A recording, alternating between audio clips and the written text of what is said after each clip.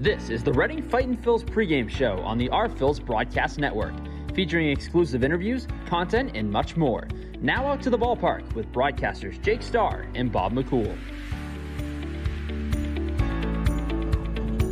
A very good afternoon and welcome into Hadlock Field for Game 6, the finale of a 6-game series between the Reading Fightin' Phillies and the Portland Sea Dogs.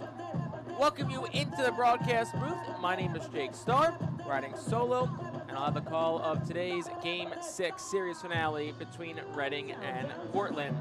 So, where do we stand through 5 games of this week's 6-game series? Well, for the Fightin' Phillies, it's a week that definitely could have gone a little bit better. Currently, Portland the 4-1 edge in this week's series. Reading, though, did get their first win of the series yesterday in Game 1 of a doubleheader.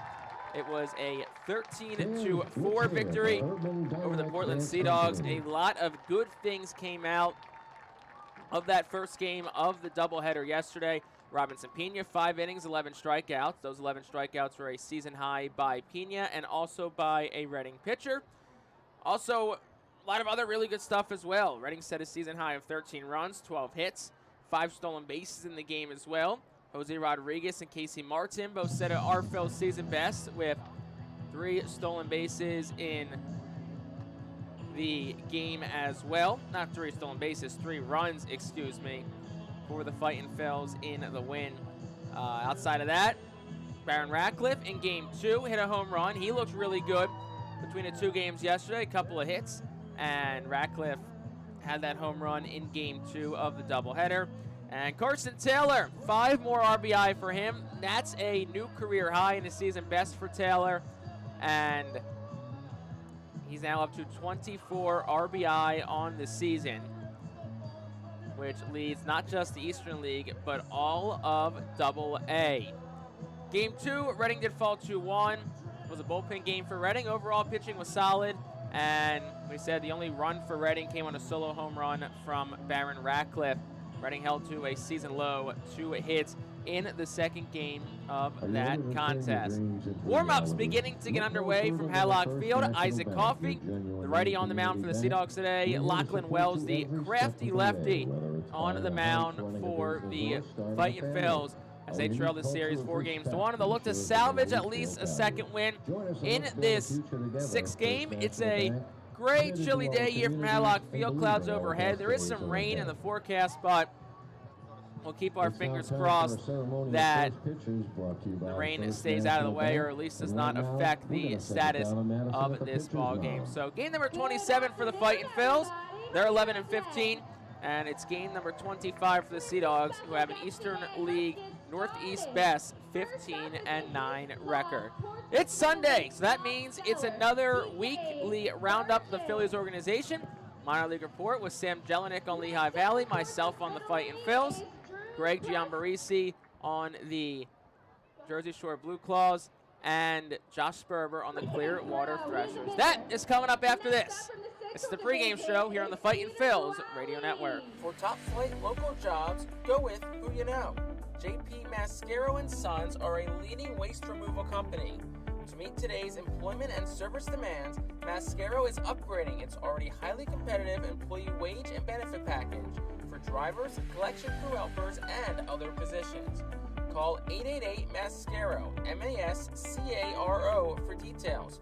Work for an established local family business committed to its employees. Again, call 888-MASCARO today or apply online at www.jpmascaro.com. To enjoy a perfectly crafted 1893 from the makers of Pepsi Cola, you must first appreciate its carefully selected ingredients. A dash of cola nut extract, a hint of real sugar, a splash of sparkling water, and a generous amount of attractive spokesperson. Trust me, I'm gorgeous. Cheers to 1893 boldly blended colas, a delicious balancing act of premium ingredients from the makers of Pepsi Cola. Burke's Packing is a family-owned and operated meat processor located here in Reading, specializing in hot dogs, ham, specialty meats, and more. Burks Packing provides America's classic ballpark with quality products, including the highly acclaimed flat-top grilled hot dog. Join us for Burks Packing Sunday Family Fun Days at Sunday home games all season long at First Energy Stadium. This summer, we're going from minor league baseball to major fun. Whether you're just stopping by or looking for that Grand Slam getaway, Wyndham rewards everyone. Start earning points on your next qualified by Wyndham hotel stay and redeem them for minor league baseball tickets and experiences all summer long. Not a Wyndham Rewards member? Join for free at WyndhamRewards.com. Restrictions apply. Visit WyndhamRewards.com for more details. Welcome to the Phillies Weekly Minor League Report. Hi everybody, this is Sam Jelinek with your Iron Pigs update.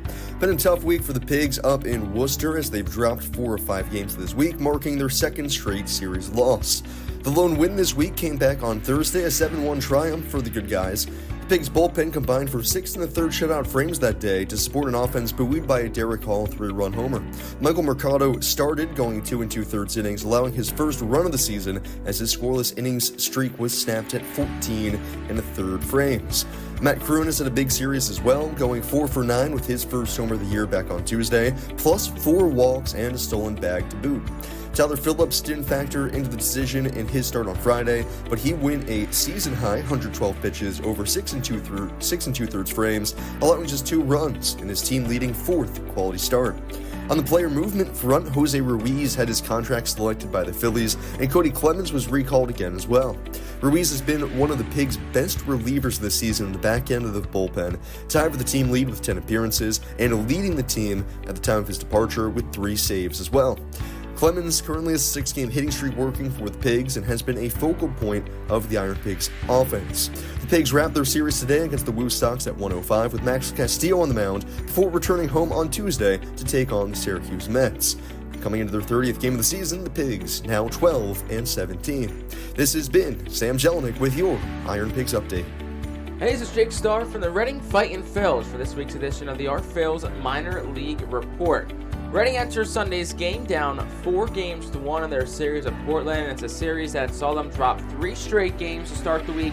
On Tuesday night, they fell 9-3. Highlight of the game, Ethan Wilson had a couple of hits in that contest. And Wednesday night, Reading fell again big to Portland 8-3. The game where the Fightin Phils were held to just 2 hits. That matched a season low for Reading in that defeat. Christian McGowan made another start for Reading. Looked solid again. 4 innings, 2 hits, 2 earned runs. Did walk 4, but struck out 3 Sea Dogs. Teams were postponed on Thursday night due to inclement weather up at Hadlock Field. And then on Friday, the Fightin Phils fell again to Portland 9-3. Bryce Ball, though, in Friday night's game, had 3 hits, 2 doubles, and drove in a couple of runs as his bat continues to heat up. Ball's 3 hits, 2 doubles, both match career highs as well. Matt Osterberg roughed up again on Friday, 4 innings, 10 hits, 8 earned runs, a walk, and 4 strikeouts. Teams played a doubleheader on Saturday, and the Fightin Phils broke off the snide in a huge way in Game 1, 13-4 victors. 13 runs, the season best, 12 hits as well, a season high. Jose Rodriguez had 2 hits, 3 runs, a couple of RBIs. Marcus Lee sang 2 hits and a run driven in. William Simonite scored a couple of runs, and Casey Martin also scored 3 runs for the Fightin Phils in the win on Saturday. Carson Taylor, though, was the big story, 5 RBI for him. That's a career high, up to 24 RBI on the season. Carson Taylor is, which leads all of AA. And then Game 2 of the doubleheader, though, a bit quieter for the Fightin Phils. They fell 2-1. Wickham and Gonzalez was really strong for the Portland Sea Dogs. But also in Game 1, Robinson Pena, a season high for him and a season high for Reading, 11 strikeouts. So that's where we stand through 5 games. Portland already has won the series 4-1, but Reading, they'll look to salvage today with Lachlan Wells on the mound. Already has a win against Portland this season. First pitch at 1 o'clock from Hadlock Field. And for the Reading edition of the Minor League Report, I'm Jake Starr. With your Jersey Shore Blue Claws report, I'm Greg Chamborisi. Blue Claws dropped the first game of their series with Bowling Green on Tuesday, 8th loss in 9 games. They've since won 4 in a row, a big 10-1 win on Saturday afternoon at Shoretown Ballpark. Brian Rincon in that game had 2 doubles, 1 to left field, 1 to right field, both batting left-handed. Remember, he's a switch hitter, and he is heating up now. He's hit safely in 6 straight games, and he's 11 for his last 36 overall. Cade Fergus hit his second home run of the season, a go-ahead blast on Friday night to break a 3-all tie in the bottom half of the 6th inning. Cade's also stolen 7 bases on the season. 19-year-old second baseman William Bergoya has played well this week. He's 4 for 11 with 3 walks, just 19 years of age, and he is one of only 6 19-year-olds to play for the Blue Claws since they became the Phillies High A affiliate back in 2021. 2 of the other 5 on that list are his current teammates, Brian Rincon and Justin Crawford, who were 19 when they debuted last year and have since turned 20. On the pitching side, Braden Fosnaught continues his excellent start to the season. 6 scoreless innings with 8 strikeouts in the win on Saturday for the left-hander out of Westchester University, who signed with the Phillies in 2022. And what can you say about Sam Aldegheri and Gene Cabrera? Aldegheri, the left-hander from Verona, Italy, gave up 1 run over a career-long 6 2/3 innings on Wednesday night, striking out 7. He's given up 1 earned run in 22 innings so far this year on just 7 hits, 6 walks, and 28 strikeouts. Gene Cabrera pitched on Tuesday, gave up 3 runs in the 3rd inning, but nothing after that. He got through 7 innings in that ball game. It was the first time a Phillies High A pitcher pitched 7 innings in an April start since Bailey Falter did it twice in April of 2018 with the then High A Clearwater Threshers. With your Jersey Shore Blue Claws report, I'm Greg Chambarisi. With their 3rd straight win on Saturday night, the Clearwater Threshers will leave the 5th series of the season in sole possession of first place in the Florida State League West. 3 straight victories, including 2 ninth-inning comebacks against the Lakeland Flying Tigers after dropping the first 2 games of the series. TJ Walton has been on a heater for the Threshers, 4 straight games with a hit, including a game-tying RBI on Friday and 2 RBIs on Saturday against Lakeland. He now leads the team with 12 ribbies in 2024. On the mound, the starters continue to be excellent for the Clearwater Threshers, and Casey Stewart is really rising. 19th round pick of the Phillies in 2023. Finished off a Saturday start with 5 shutout innings and 4 strikeouts en route to his 2nd win of the season.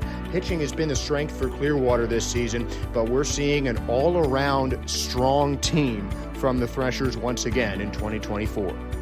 Thank you for listening to the Phillies Weekly Minor League Report.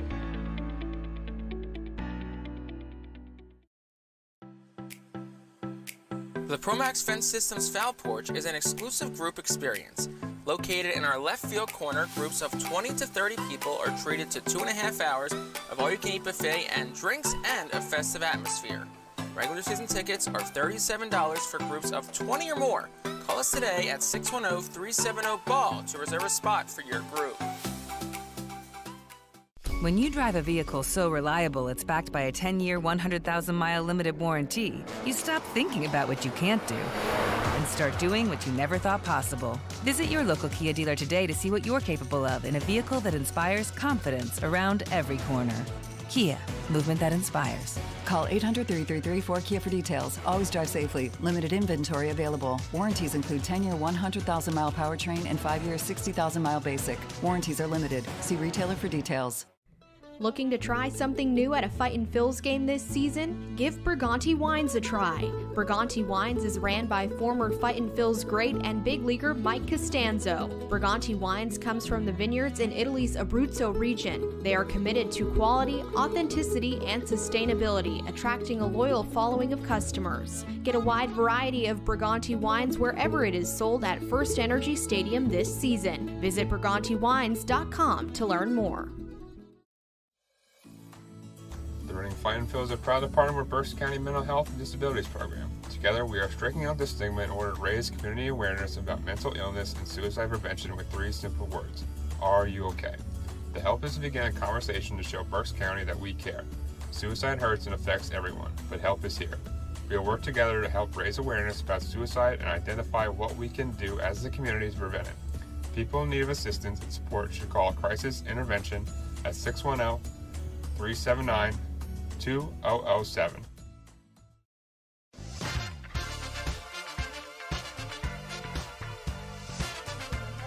Back on the pregame show here on the Fightin Phil's Radio Network. I'm Jake Starr. Appreciate you joining myself today and all weekend long. It's game 6 of a 6-game set between the Reading Fightin Phils and the Portland Sea Dogs.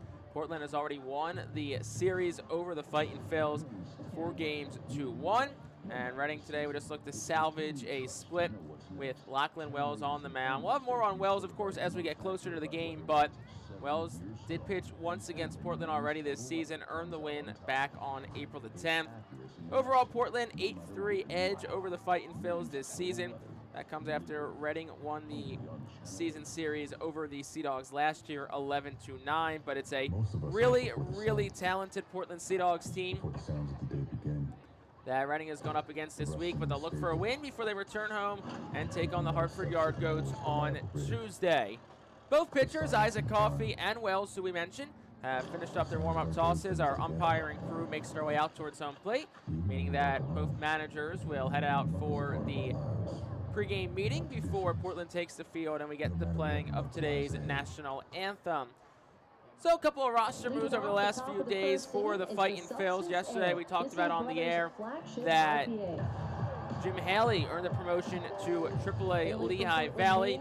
That space was open when Cody Clemens was recalled by the Phillies, and with Trey Turner going on the IL, expect to miss 6 weeks, so a really tough blow for the Phils. Today, Caleb Ricketts gets placed on the 7-day injured list. Arturo DeFreitas gets activated. So William Simonite will start today's game at catcher.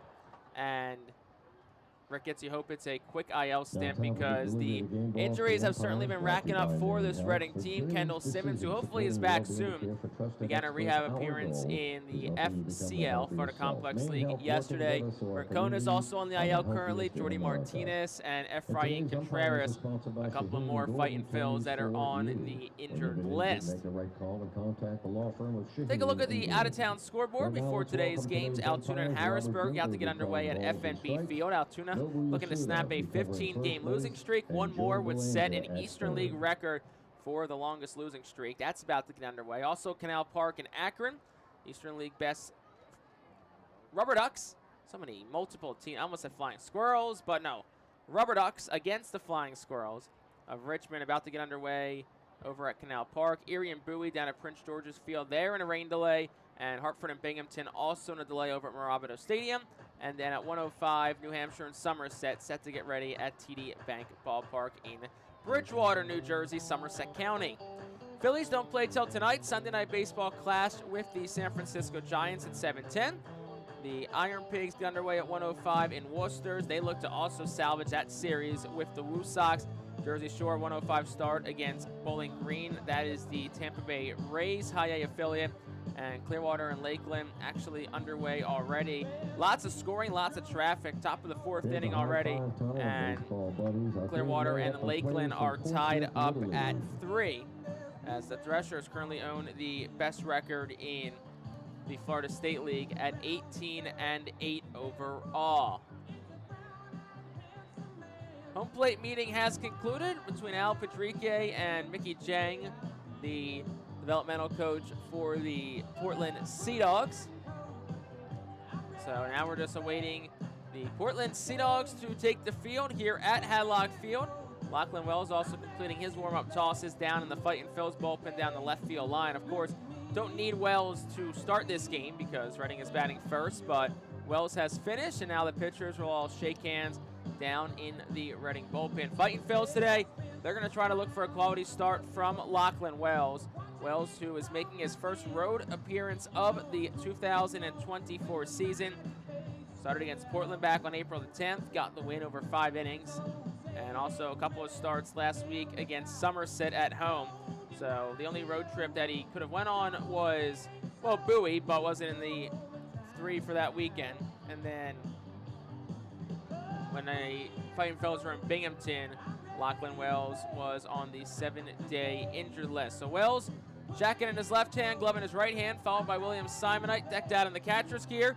Make their way down the warning track on the left field side here at Hadlock Field. Again, Fightin' Phils trailed the series 4-1, and they are looking to salvage the second game of this week's series and head home with the win before an 11 a.m. start against the Hartford Yard Goats on Tuesday. That'll be a school kid education day as well. Can't wait to be back at America's Classic Ballpark next week.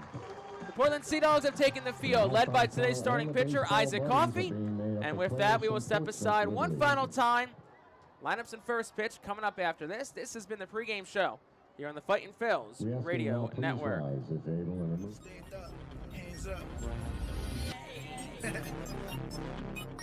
City of brotherly love. Stand up, hands up. Wilson hits it in the air, out towards right. Oh, watch it fly, and it's a walk-off, game-winning home run for Ethan Wilson. This one driven into left center field, turn and say goodbye. Carlos De La Cruz clears the scoreboard in left center field. Home run number 21, and the Fightins jump out on top. You're listening to Reading Fightin' Phil's Baseball on the R Phil's Radio Network. Swing and a miss, and back-to-back strikeouts as Sanchez cannot catch up to the 98-mile-an-hour fastball from Abel.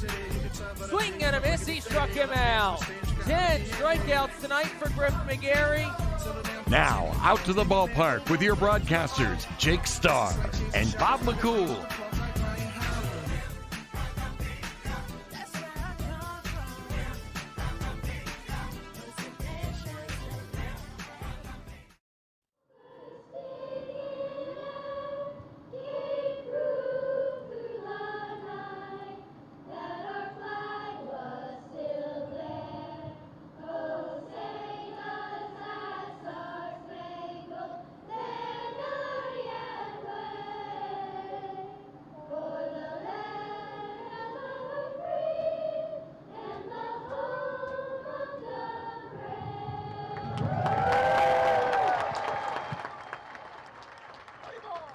Excellent rendition by the Yarmouth Elementary School Chorus up here just outside of Portland, Maine for today's national anthem. On what you can probably hear during the anthem was a windy afternoon here in Portland. Again, I welcome you back into Hadlock Field in Portland, Maine. My name is Jake Starr. I'll have the call for today's series finale between the Fightin' Phils and the Portland Sea Dogs. So Sea Dogs have taken the field. And we'll take a look at today's Fightin' Phil's starting lineup presented by Golden Oaks Landscaping. Robert Moore leads things off for the Fightin' Phils. He'll play shortstop. Jose Rodriguez is second, plays second.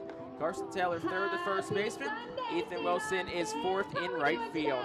Carlos De La Cruz fifth, the left fielder. Baron Ratcliffe sixth to the H. William Simonite is seventh, does the catching. Marcus Lee sang eighth in center. Casey Martin ninth, and will play third base. On the mound for the Portland Sea Dogs, it'll be Isaac Coffey making his fourth start of the season, 0-1, a 4.61 ERA. 13 2/3 innings pitched for Isaac Coffey. 13 hits, 6 walks, 17 strikeouts. Opponents are hitting .255 off of Coffey so far this season. And lastly, fans, remember, we're a family-friendly ballpark, so make sure we're watching. Catching Coffey will be Kyle Teal, back behind the plate for the Sea Dogs. Mickey Gasper at first, Nick York at second, Marcelo Meyer at short, and Blaze Jordan at third. Tyler McDonough in right, Philip Sykes in center, and Matthew Lugo is in left. Umpire crew today for this Eastern League game. Robert Ginther behind home plate as balls and strikes. Joe Belangia is at third, and Nobu Yasuda is at first base. Again, the Fightin' Phils go Moore, Rodriguez, Taylor, Wilson, De La Cruz, Radcliffe, Simonite, Lee Sang, Martin. And the infield alignment right to left, Gasper, York, Meyer, Jordan. And the outfield alignment right to left goes McDonough, Sykes, and Lugo. Robert Moore will dig on in from the left-handed batter's box as Isaac Coffey completes his warm-up tosses. Coffey, the righty, stands from the first base side of the rubber. And Pierce home, and I'll fire the first pitch of the day, and it's outside for a ball at 1:04 p.m. here in Portland. 52 degrees and cloudy, our temperature at first pitch. That's presented by All Temp Enterprises. Coffey fires the 1-0. Swung on, popped up foul, left side, and it'll be 1 ball, 1 strike to Robert Moore. Moore, 3 for 15 so far this week. A couple of runs scored, also has driven in 1.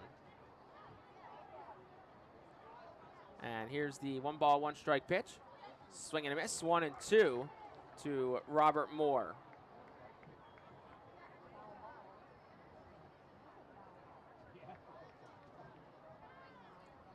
Coffee steps out. Moore asks for time. Gets it from our home plate umpire, Ginther. And now he steps back in, the switch hitter, batting from the left side. Infield plays him to go to the right side. Here's the 1-2. And that's down for a ball. 2 balls and 2 strikes to Robert Moore. Moore was 0 for 3 in Game 2 of yesterday's doubleheader. Did have a hit and a couple of runs scored, though, in Game 1. 2-2. Swung on, line drive towards first. Hit softly and snared by Gasper out of midair on the hole on the right side, and that's out number 1, and that'll bring Jose Rodriguez to the plate.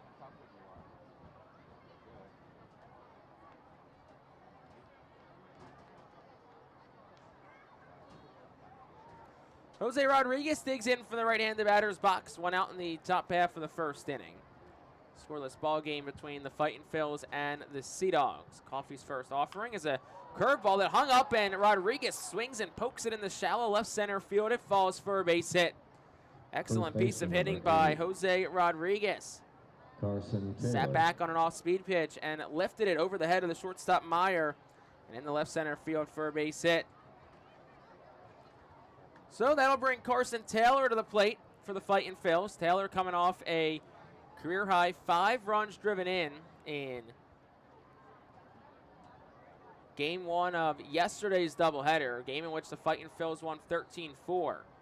First pitch, Taylor takes outside. It's 1-0. Taylor up to 24 RBI on the season so far. That mark doesn't just lead the Eastern League, but leads all of AA. 1-0 is inside. The late steal from Rodriguez. He's in with a feet-first slide. Throw skip from Kyle Teal. And Jose Rodriguez has stolen base number 8 on the season. And that puts a runner in scoring position now for Reading's best hitter, with runners in scoring position and Carson Taylor. 2 balls, no strikes to count. 1 out to Taylor. Digs back in from the left side. Rodriguez gets his lead off a second. Coffey works out of the stretch as Reading's looking to strike first. The pitch. Taylor takes upstairs for a ball of 3-0. Fightin' Phils for the 3rd straight game, back in their road grays. Reading across the front in script navy blue. Block lettering and numbering on the back, also in navy blue with gray pants. 3-0. Outside ball 4. Carson Taylor's aboard on a 4-pitch walk. And that'll bring Ethan Wilson to the plate for the Fightin' Phils. So a single on a hanging breaking pitch to Jose Rodriguez, and then a 4-pitch walk to Carson Taylor. Puts runners on first and second, 1 out in the first inning for Wilson.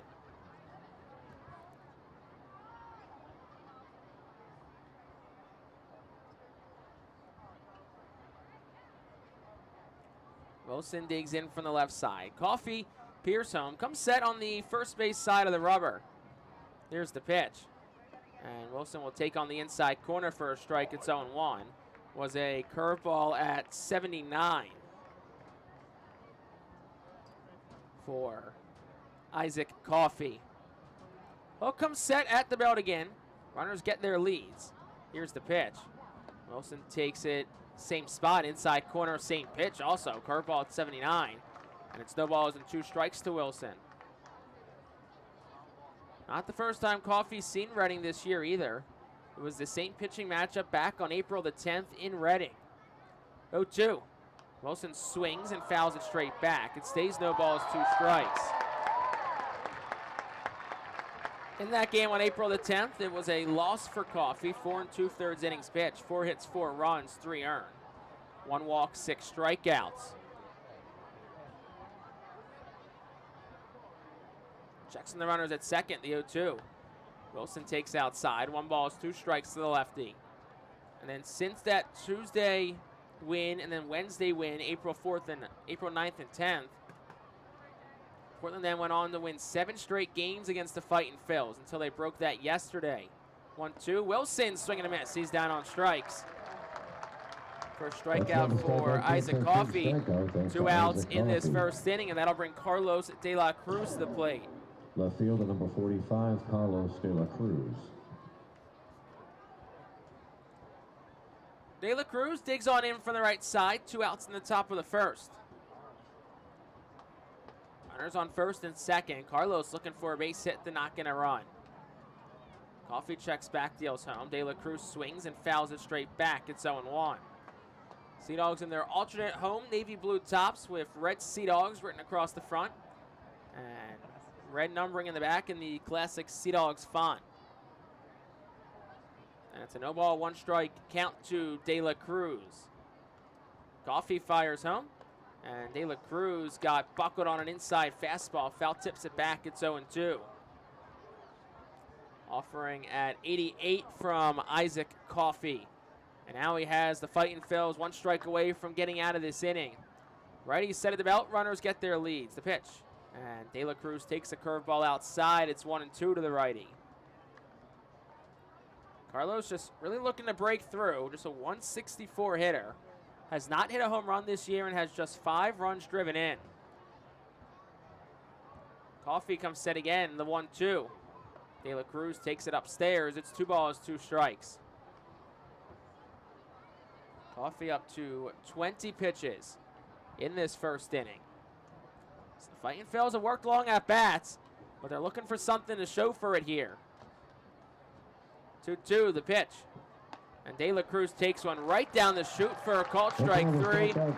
That'll retire the side here in the first. No runs on a hit, no errors. Couple left for the Fightin' Phils. We'll go to the bottom of the first. Reading 0, Portland coming to bat. Empowering communities one relationship at a time is our commitment at Tompkins. Our customers have thrived thanks to our focus on local lending and their commitment to the customers they serve. They do a great job. Everything for us, from our banking, our insurance, to our wealth management. Tompkins has always been there for us. We see a long relationship with Tompkins. They're good people. Tompkins, banking, insurance, wealth. Member FDIC Equal Housing Lender. Investment and insurance products are not FDIC insured, not bank guaranteed, and may lose value. International Fireworks is the official fireworks provider of the Art Phils. International Fireworks shoots every fireworks show throughout the season, including 9 Mega Blast fireworks shows. International Fireworks also provides the pregame fireworks after the national anthem at each game. International Fireworks has a nearby retail store in Douglasville, Pennsylvania, where you can purchase all of your fireworks. Visit fireworksareus.com for more information about the International Fireworks retail store in Douglasville. Thanks again to International Fireworks, the official fireworks provider of the Art Phils.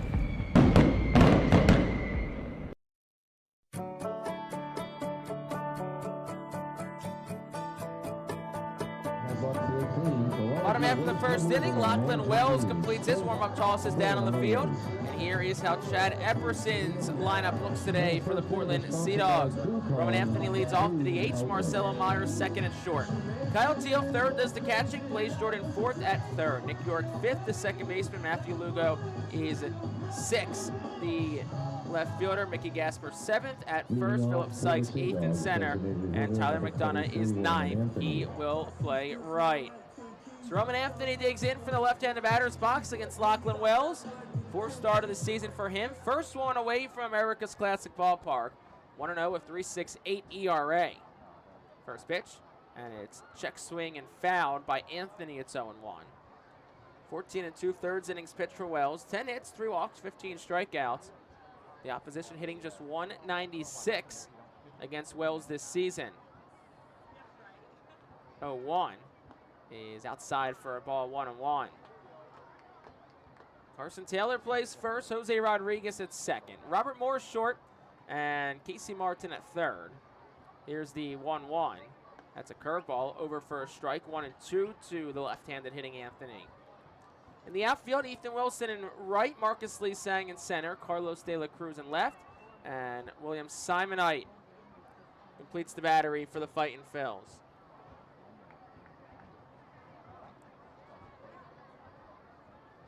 One ball is 2 strikes to Roman Anthony. Pitch from Wells is swung on and hit foul down the left side. So it stays 1 ball and 2 strikes to Anthony.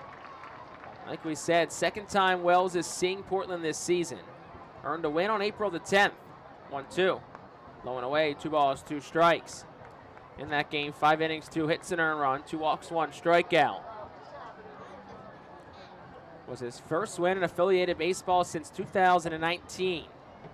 Here's the 2-2. Swung on, hit hard, right center field. It falls for a base hit in front of the right fielder, Ethan Wilson.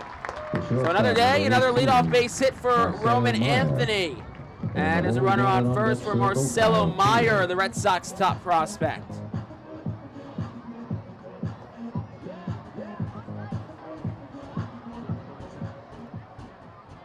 Meyer will dig in from the left side.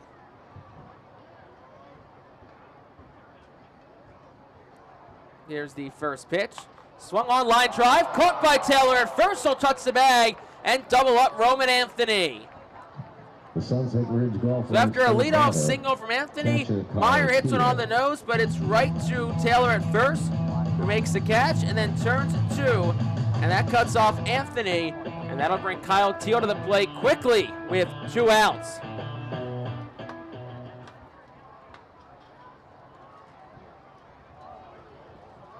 Teal digs in from the left side. First pitch from Wells, and it's over for a strike on the outside corner, 0-1.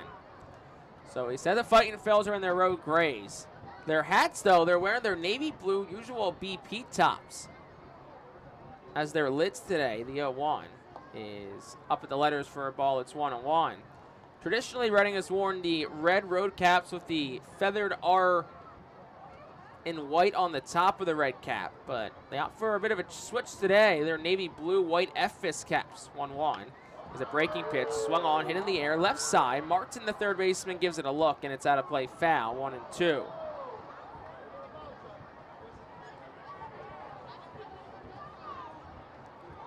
So 1 ball, 2 strike, and a pair of outs in the bottom half of the first inning. Fightin' Phils and Sea Dogs scoreless. Wells, who works only from the stretch to lefty deals. And that's down low for a ball, 2-2. Smothered by the catcher, William Simonite.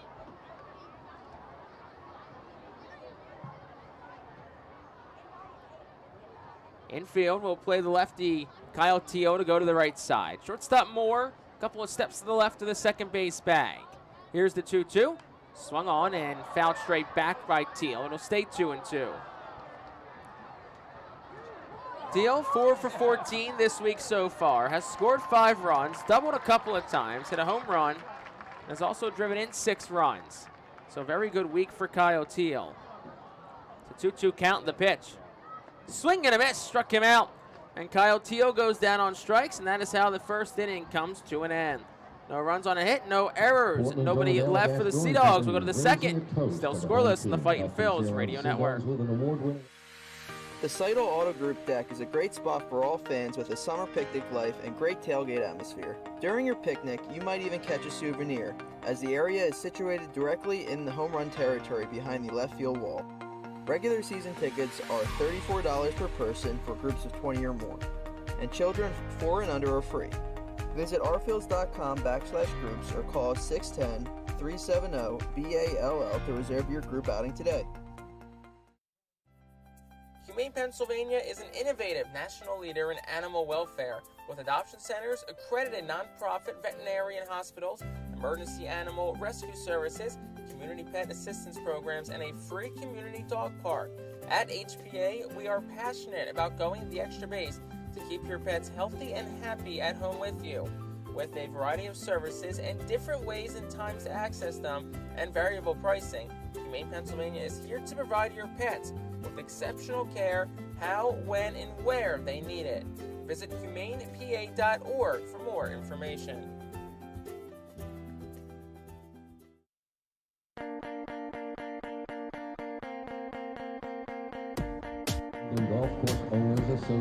Top of the second inning is presented by International Fireworks, the official sponsor of the Artfield Fireworks shows during the 2024 season. Head to their store at 242 Sycamore Road in Douglasville. We're still scoreless top 2 as Isaac Coffey returns for a second inning of work. And it'll be 6, 7, 8 of Al Padrique's lineup.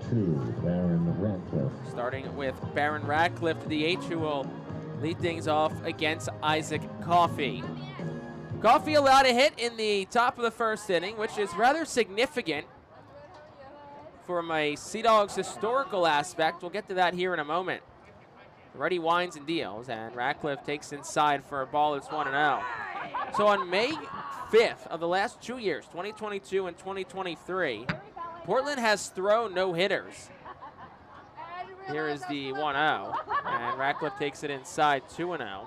Back in 2022, it actually came against the Reading Fightin' Phils when Brian Bayo, here's the 2-0, swung on, line drive. It's over the head of the shortstop, Marcelo Meyer, in the left center field for a base hit.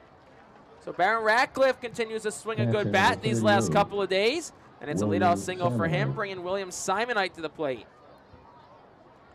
So May 5th, 2022 against Portland, Brian Bayo, who's now part of the Boston Red Sox, threw a 7-inning no-hitter in a game the Fightin' Phils lost 3-1. And then a year later, so May 5th of last year, C.J. Liu threw a no-hitter for the Portland Sea Dogs. Liu, who's currently on the Sea Dogs IL. First pitch to Simonite's inside and was behind him and actually got a piece of him. So Simonite will head to first base. And no further activities escalated off that. So just a pitch that got away from Isaac Coffey. And that brings Marcus Lee Sang to the plate. But with the single by Rodriguez on the second batter of the game, any thoughts of no-hitter from Portland quickly erased by the Fightin' Phils. And now they're going to look to try to put some numbers up on the board. Here's Lee Sang of 2 on. First pitch. Swing and a miss. Out in front of a curveball at 78. It's 0-1 to the lefty.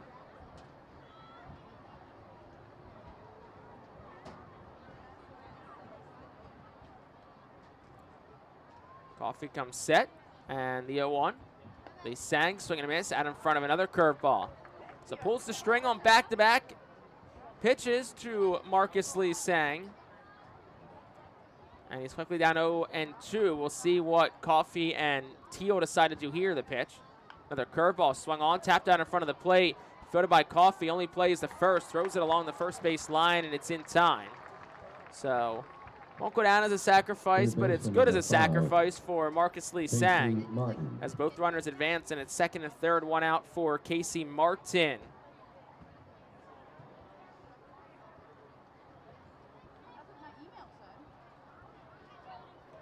So Martin will dig on in from the right side. Infield will play back for Portland. Corners are about even with the bag, but the middles are back at the edge of the dirt. First pitch, Martin swings, hits a fly ball, but it'll slice foul to the right side and out of play. 0-1.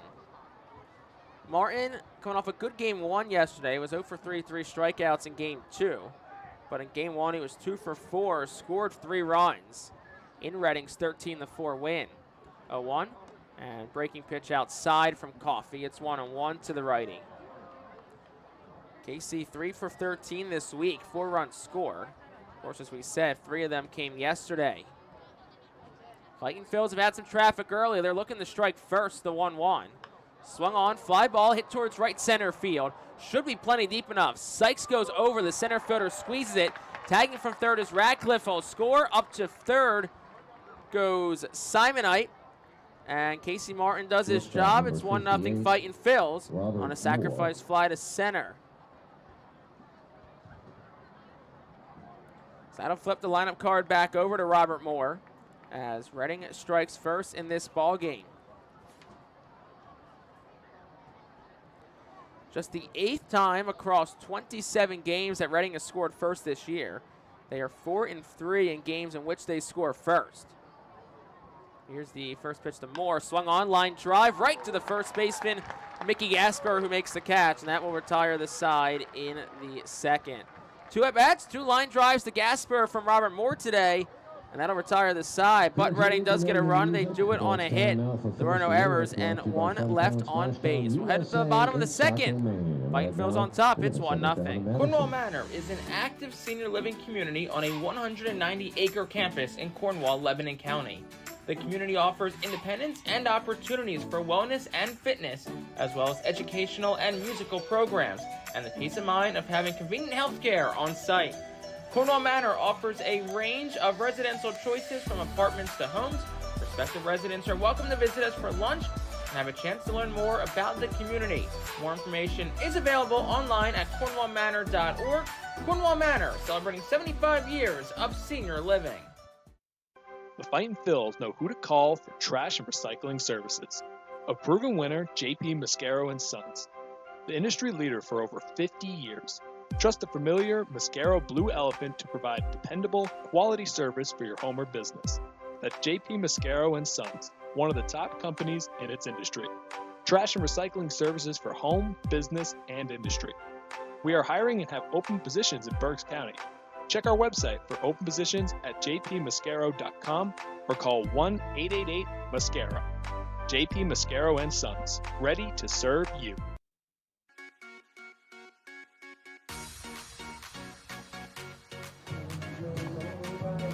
Bottom of the second inning is brought to you by Cornwall Manor, an active senior living not-for-profit community in scenic Cornwall, PA, outside of Lebanon.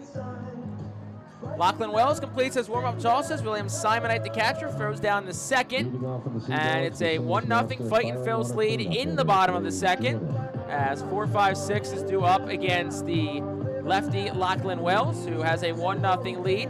And Blaze Jordan will be the first due up for manager Chad Epperson's Portland Sea Dogs.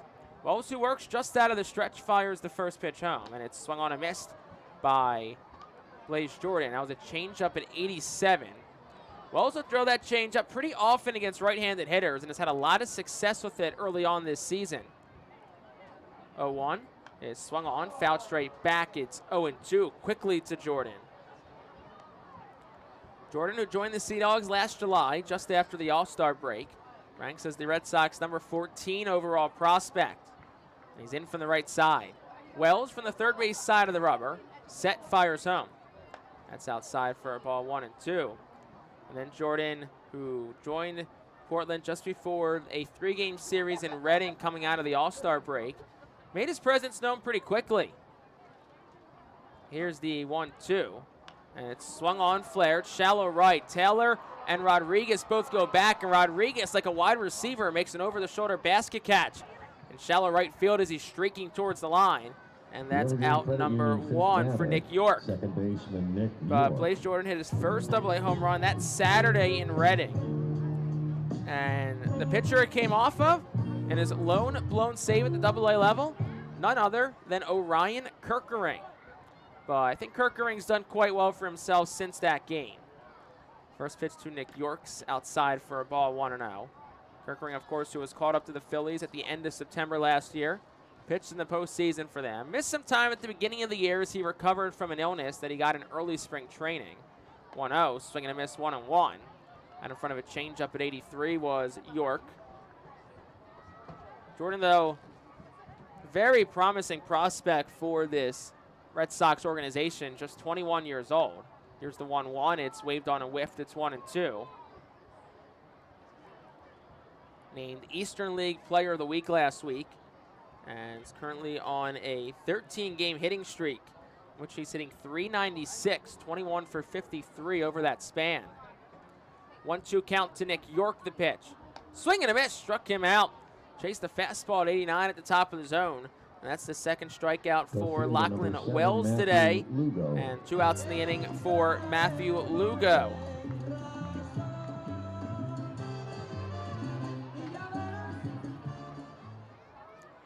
So Lugo will dig on in from the right side. 2 outs in the bottom of the second. 1-0 Reading on top.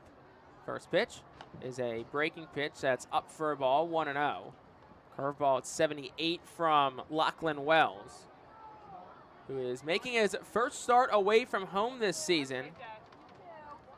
Here's the 1-0. Swing and a miss, it's 1-1. Started against Portland on April the 10th, then missed 13 days as he was put on the 7-day injured list. And then he started last Tuesday and last Sunday against Somerset, the 1-1. Swung on, fouled straight back, just to the right of us in the press box, and it's 1-2. So 1 ball, 2 strikes, 2 outs with the bases empty against Matthew Lugo. Wells ready, set just above the letters, the 1-2. Swung on, poke, shallow left field. Out goes Moore, ins De La Cruz, and it'll split a triangle. At the center fielder, Lee Sang also joined in left center field for a base hit. So it's a 2-out single for Matthew Lugo. and that'll bring Mickey Gasper to the plate for the Sea Dogs.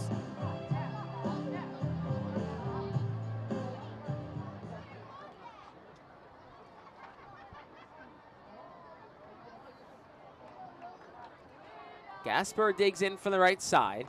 Redding struck with one at the top of the second. Sea Dogs looking to string together a two-out rally. Wells' first pitch, runner takes off. It's swung on, line drive towards right center field. Darting in is Wilson, he'll make the catch. And that will retire the side in the second. No runs for the Sea Dogs. They added another hit, but they do strand him on base. We'll go to the third. Fightin' Phil's on top, 1-0. Cornwall Manor is an active senior living community on a 190-acre campus in Cornwall, Lebanon County. The community offers independence and opportunities for wellness and fitness, as well as educational and musical programs, and the peace of mind of having convenient health care on site. Cornwall Manor offers a range of residential choices from apartments to homes. Prospective residents are welcome to visit us for lunch and have a chance to learn more about the community.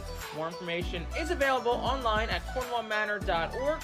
Cornwall Manor, celebrating 75 years of senior living. Are you looking for a reliable food distributor to meet all your culinary needs? Look no further than our trusted team at Feaser's Food Distributors. For over 120 years, our products have been sourced from the best farms and suppliers, ensuring that you get the best ingredients for your restaurant or organization. From fresh produce to premium meats, Feaser's supplies everything but the appetite. Visit Feasers.com today to experience the difference in working with a top-tier, family-owned food distributor. Feaser's, your partner for success in the kitchen. Looking for a fast and hassle-free way to get your snacks and non-perishable groceries? Look no further than FeasersDirect.com. With just a few clicks, discover the convenience of having your culinary essentials ready for a pickup at our headquarters in Harrisburg.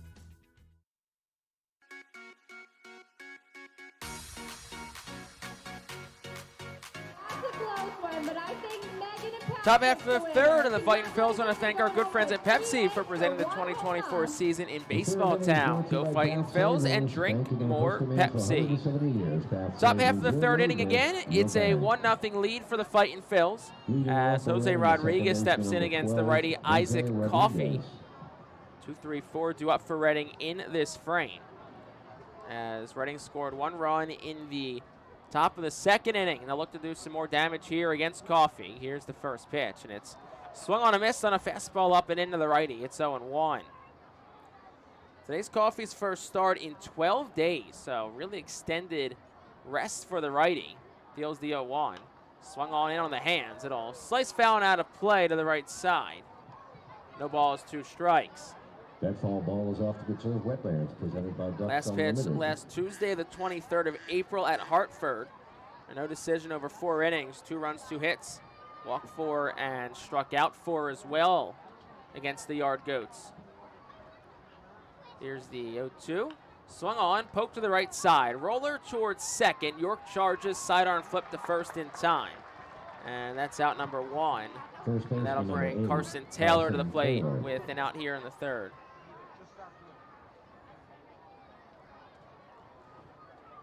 Rodriguez, a couple of softly hit balls today. The one in the first, though, resulted in a base hit to shallow left center field. So here's Carson Taylor in from the left side. He walked on 4 pitches in the first inning. First pitch to Taylor is outside for a ball, so he's now seen 5 straight balls from Isaac Coffey. Understandably so. Taylor coming off a career-high 5 RBI in Game 1 yesterday. 1-0 is outside again. 2 balls, no strikes to Taylor. You wonder at some point a hitter, you're probably in there thinking, can you just give me something to hit? Walks are great and all, but you have a bat in your hand for a reason. 2-0. Taylor takes outside. 3 balls, no strikes. So Taylor has seen 7 straight balls now to start off this ball game. And here is the 3-0 pitch. And that's outside, ball 4. So just like the number on his back, Carson Taylor has seen 8 straight balls to start off this game. Right field, and he'll make his way to first base, and that'll bring Ethan Wilson to the plate. So clearly the plan of attack early for Isaac Coffey and Kyle Teal. Along ashore with Sean Isaac, the pitching coach for Portland, has been, don't let Carson Taylor beat you.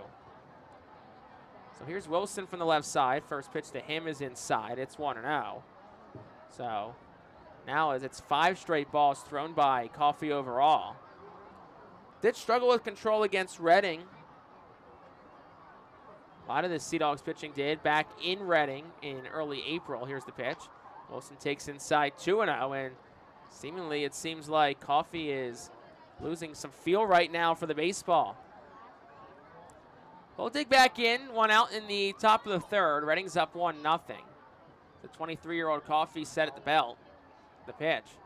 And that's on the outside corner for a strike. It's 2 balls, 1 strike to Ethan Wilson. So Coffee finally gets a strike. Looked like Wilson was taken all the way on it, understandably so.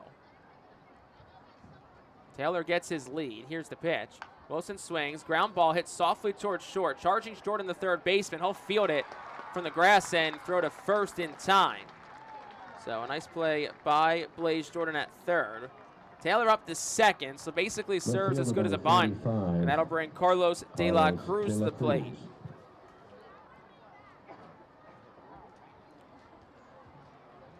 One nothing lead for the Fightin' Phils, top of the 3rd. Taylor stands on second. Carlos De La Cruz digs in from the right side. He's 0 for 1 so far this afternoon. Was a strikeout victim to finish the 1st inning. Like we said, De La Cruz, someone who's in desperate need of a big hit. Also in desperate need just to hit something hard and see it fall. First pitch to De La Cruz. Checked his swing, and I think got a piece of his hand and the knob. He's frustrated, I think, because the ball hit him as well. I think now he's asking the home plate umpire, Robert Ginther, are you sure that hit the bat?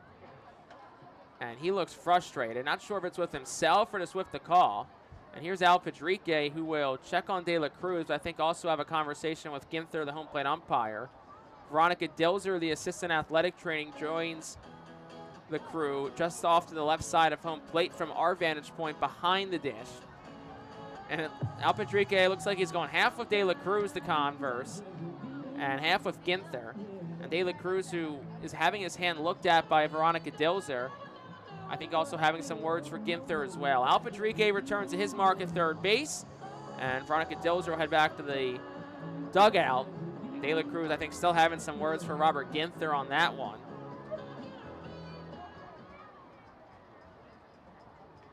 So nonetheless, it's no balls, 1 strike, and 2 outs after a brief delay in the action. Taylor gets his leadoff second, top of the 3rd, 1-0. Here's the pitch. De La Cruz swings, soft hit ground ball towards the middle, fielded by the second baseman York, throws on the run, the first on 1, hop, it's in time. And that will retire the side here in the 3rd. So in the inning, no runs, no hits, no errors, 1 left for the Fightin' Phils. We'll go to the home half of the 3rd. Fightin' Phils still on top, it's 1-0. Nursing home neglect is a serious problem. If you or a loved one has suffered from bed sores obtained in a nursing home or a fall down in a nursing home resulting in a fracture, our friends at Swartz Culleton can help. Call the attorneys at Swartz Culleton for a free consultation. Their phone number is 1-800-JUSTICE. That's 1-800-587-8423. Once again, call 1-800-JUSTICE today. Swartz Culleton is a proud sponsor of the Reading Fightin' Phils. The Reading Fightin' Phils are proud to partner with Berks County Mental Health and Disabilities Program. Together, we are striking out the stigma in order to raise community awareness about mental illness and suicide prevention with 3 simple words. Are you okay? The help is to begin a conversation to show Berks County that we care. Suicide hurts and affects everyone, but help is here. We will work together to help raise awareness about suicide and identify what we can do as a community to prevent it. People in need of assistance and support should call Crisis Intervention at 610-379-2007.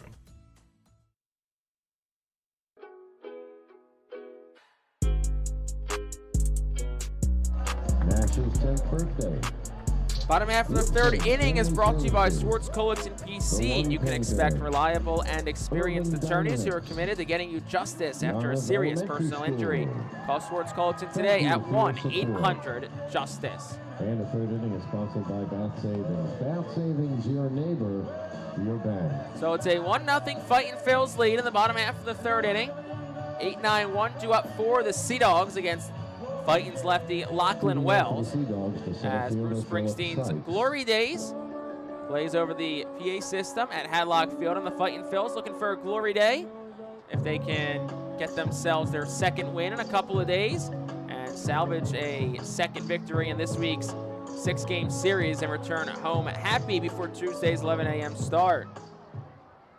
So digging in from the right side is Philip Sykes to lead off the inning. Well, it's a very righty-heavy bottom of the lineup for the Sea Dogs. First pitch to Sykes is up at the letters for a ball. It's 1-0. Lachlan Wells at 27 pitches through 2+ innings so far. As the lefty works quickly, only from the stretch, the 1-0. Swung on, popped straight up in the infield behind second base in shallow right field. And it's the second baseman Rodriguez who makes the catch, and that is out number 1. And that'll bring Tyler McDonough to the plate. Right fielder number 51, Tyler McDonough. McDonough, the 9-man in the Sea Dogs lineup, as Wells has faced just one above the minimum so far. A couple of base runners, both have come on singles. 1-0 is up for a ball. It's 1 ball, no strikes. It should be. Scoreboard shows 2-0. I don't think they ever cleared it after the last pop out. So here is the 1-0. Swung on, fouled straight back. It's 1 ball and 1 strike to Tyler McDonough. Not a ton of action this week for the right fielder, McDonough. Just 1 for 5 and a run scored. 3 strikeouts for him. Here's the 1-1, and it is over for a strike. 1 ball, 2 strikes. McDonough was on the Sea Dogs opening day roster and was promoted to promoted to Worcester on April the 12th, but then came back. And McDonough will ask for time. The home plate umpire, Robert Ginther, made it very clear with his left hand. There's 1 ball on the scoreboard now. Adjust to say 1-2 in and out. The pitch. Swung on, hit in the air, shallow right towards the line. Taylor, Rodriguez both out. Wilson comes in, and Carson Taylor makes the over-the-shoulder catch in foul territory for out number 2. Designated hitter number 23. Infield defense has been really good on those pop-ups so far today. Taylor makes that catch like a wide receiver. Did play 1 season of football in high school. And now it's back to the top of the lineup to Roman Anthony. 2 outs in the third, 1-0 Reading the pitch. That's a curveball in for a strike. It's 0-1. If Carson Taylor didn't pursue baseball, I think he would probably have a pretty good calling in football. Probably can make a pretty good tight end for Carson Taylor, who's 6'2", 205. 0-1 is swung on, hit in the air towards left, slicing towards the line. De La Cruz, the left fielder, goes over, he'll have room and make the catch in fair territory. And that retires the side in the third. No runs, no hits, nobody left on base. 4 straight sent down by Lachlan Wells, and we'll go to the fourth. 1-0 Reading, third of the way through here from Hadlock. Nursing home neglect is a serious problem. If you or a loved one has suffered from bed sores obtained in a nursing home or a fall down in a nursing home resulting in a fracture, our friends at Swartz Culleton can help. Call the attorneys at Swartz Culleton for a free consultation. Their phone number is 1-800-JUSTICE. That's 1-800-587-8423. Once again, call 1-800-JUSTICE today. Swartz Culleton is a proud sponsor of the Reading Fightin Phillies. Did you know that the blood that you donate at Miller Keystone Blood Center stays right here in your community? That's right, it goes to your area hospitals. So you might just be helping a family member, a friend, or a neighbor. Call Miller Keystone Blood Center, the only community blood center servicing your local hospitals. 1-800-BA-DONOR or go to giveapint.org. We're located at 1047 Old Burnville Road, just behind classic Harley-Davidson.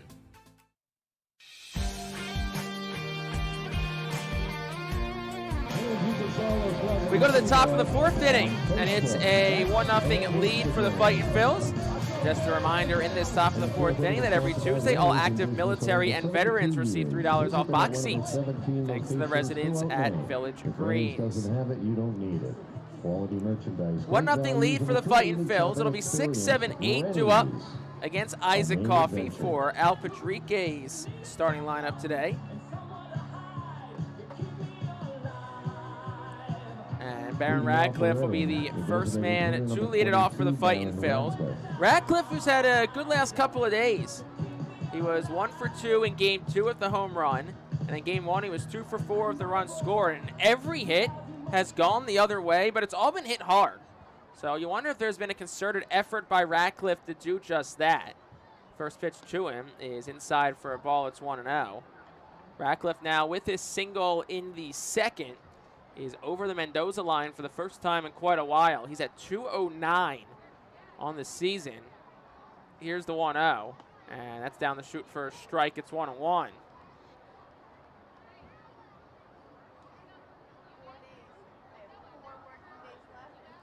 Here's the 1-1. Swung on, hard hit line drive foul though.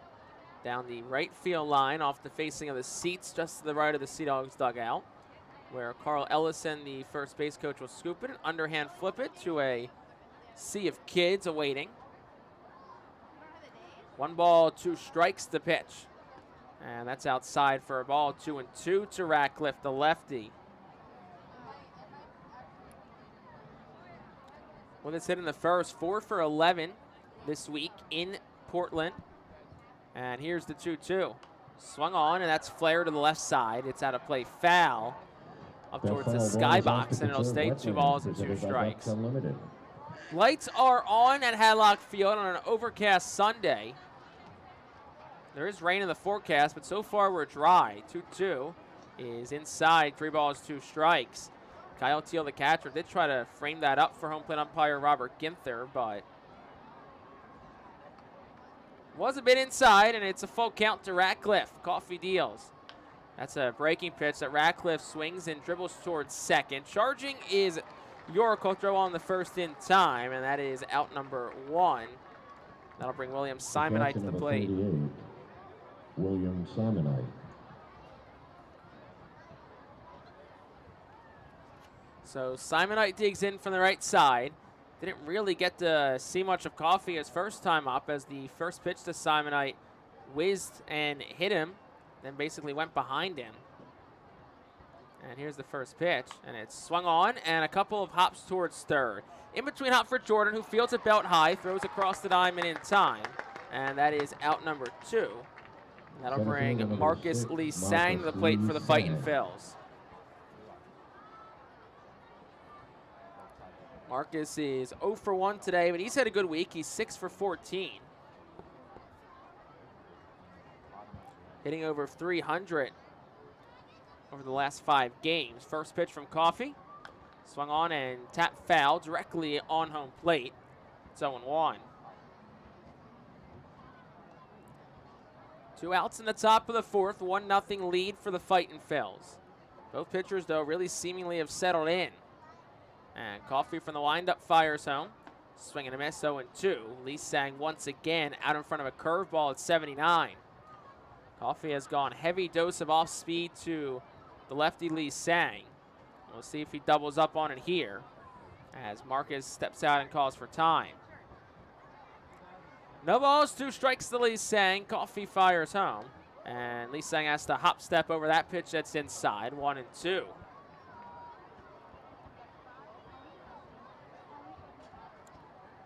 Heating up, Lee Sang is up to 210. Here's the 1-2, swung on and dribbled foul. Hitting .438 across his last 5 games, .306 over his last 10. So Lee Sang, who's really had a very up and down start to this season, really just trying to find some consistency at the AA level since his call-up last August. Has shown lots of flashes of it, but it's really kind of just now stringing together good games in a row. That's a 1 ball, 2 strike count to Lee Sang.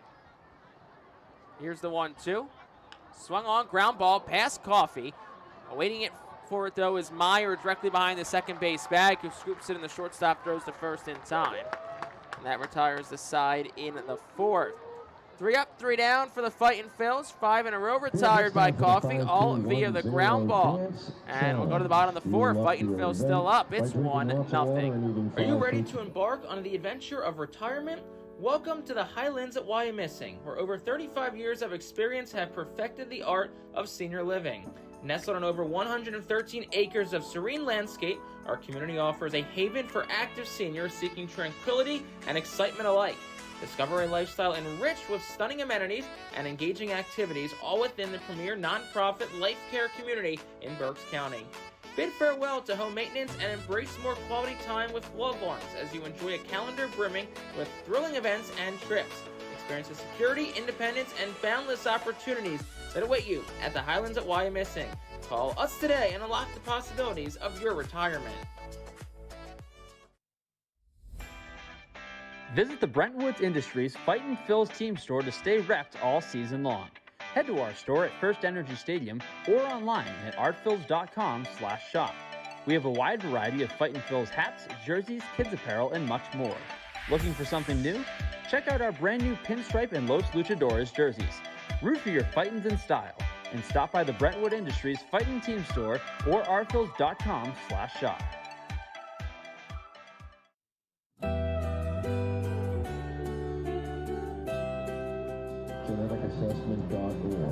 We go to the bottom half of the fourth inning. It's a 1-0 lead for the Fightin' Phils, and it's 2-3-4 due up for the Sea Dogs against Lachlan Wells, who's back out for a fourth inning of work.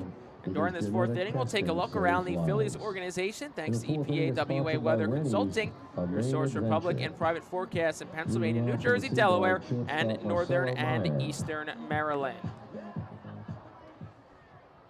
So Wells will dig in. Back on the mound against Meyer, who in the first pitch is a curveball that misses down 1-0. Phillies last night, big winners over the Giants, 14-3. Ranger Suarez is at 6-0.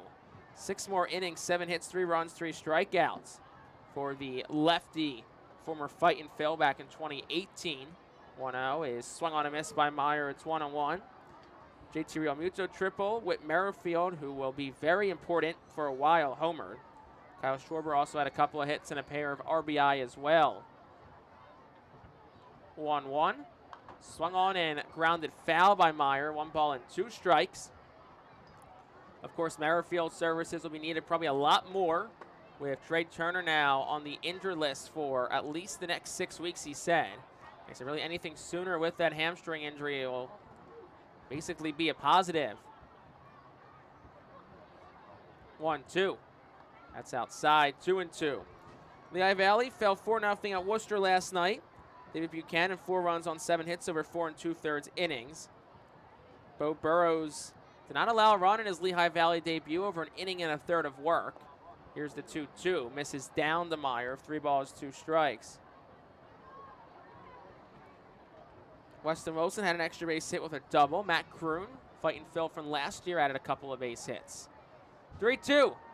Meyer swings, high chopper to first, charging Taylor. He'll field it letter high and touch the bag.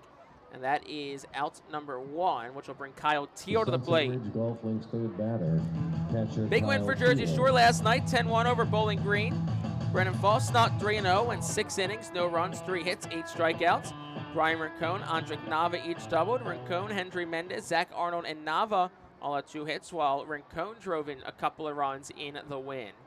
First pitch to Teal, curveball, in for a strike. It's 0-1. Then Clearwater, 4-1 win over Lakeland, and what's been a fun series with the Flying Tigers. And that was what a battle was for first place. Now the Threshers back in first at 18-8, and the 0-1 is swung on and fouled back by Teal. It's 0-2. Casey Stewart started, improved to 2-0. No runs, 3 hits over 5 innings. Also had 4 strikeouts. TJ Walton, I feel like I write his name down every single day, led the way, 2 hits, 2 RBI, and a run scored. Keaton Anthony and Bryson Ware also both doubled. Ada Miller walked once and scored a run for the Threshers. 0-2, swung on and fouled straight back by Kyle Teal. And it stays 0-2. That has been our org report presented by our friends over at EPA WA Weather Consulting, your source for public and private weather needs. 0-2 from Wells to Teal, swung on, hit in the air, shallow center. Lee Sang races in, loses the cap, and it'll drop in front of him for a base hit. So Kyle Teal, first base hit in a while for the Sea Dogs. 5 in a row, retired by Lachlan Wells. And that'll bring Blaze Jordan to the plate.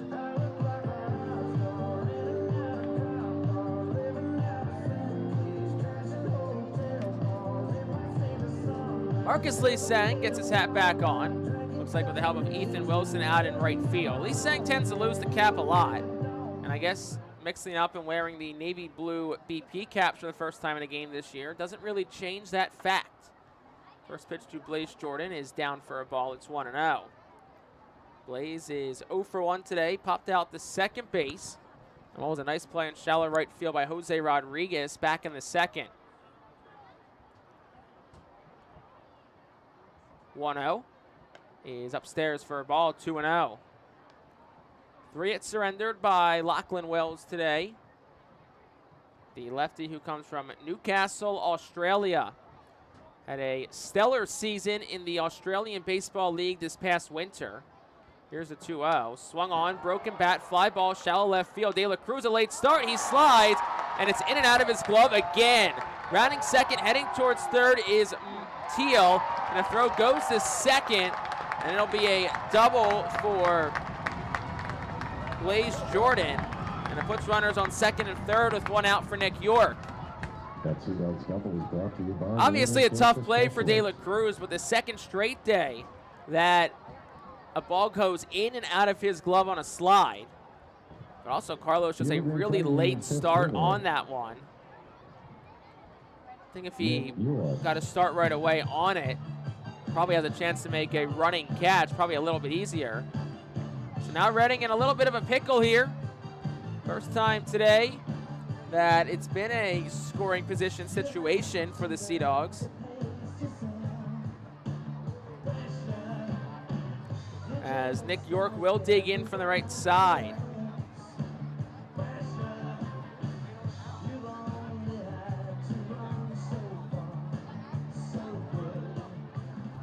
Nick York is a .360 hitter, 9 for 25 with runners in scoring position this year. Infield comes up. Wells' first pitch is at the knees for a strike. It's 0-1. Couple of home runs, 3 doubles, 13 RBI, and a .385 on base percentage for the Red Sox number 6 overall prospect who asked for and is granted time. So we'll step out of the box momentarily.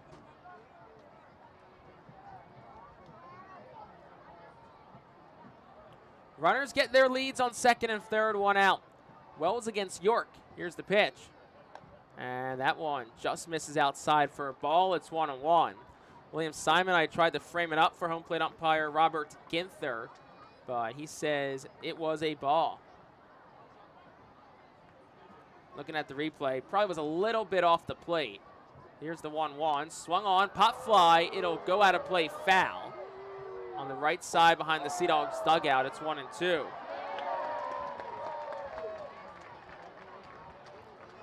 1 ball, 2 strikes here to Nick York. That last pitch was number 50 from Lachlan Wells. So pitch count certainly not an issue here. Just trying to keep the Sea Dogs off the scoreboard. Second and third, 1 out. 1-0 Fightin' Phil's lead in the 4th. Wells set, fires home. And that's low and away to York. It's 2-2. York 0 for 1 today with the strikeout. It's been quiet this week, 2 for 17. Has scored a couple of times, also driven in a couple of runs. The 2-2. That's up and away, 3-2 to the right-handed hitting York. Of course, a walk not the worst thing in the world. Definitely don't want to serve one up to York. Of course, a walk would put the double play back in order, but then also load the bases. So it's 3 balls, 2 strikes. Wells is ready. Here's the pitch. And that one's on the inside corner. Called strike 3. Nick York immediately turns around, has words for Robert Ginther, takes his good old time walking back to the dugout. But it's a big strikeout for Wells, his second. And it's his second out of the inning, and that'll bring Matthew Lugo to the plate.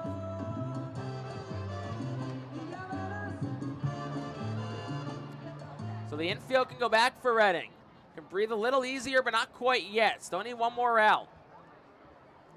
Wells ready. First pitch to Lugo. That's outside for a ball. It's 1-0.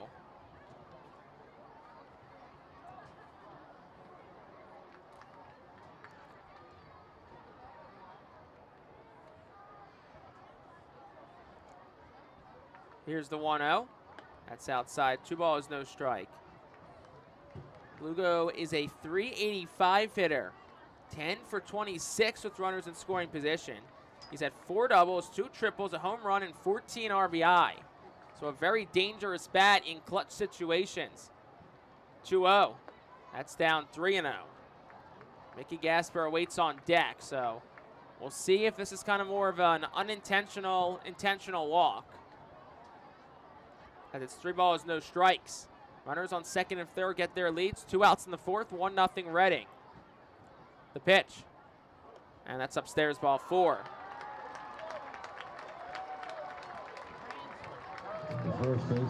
First walk issued by Wells today in what looked like to be a pitch around situation. And that'll bring Phil Condary out to the mound, presumably to talk strategy against Mickey Gasper. Gasper, who is a switch hitter, will bat from the right side.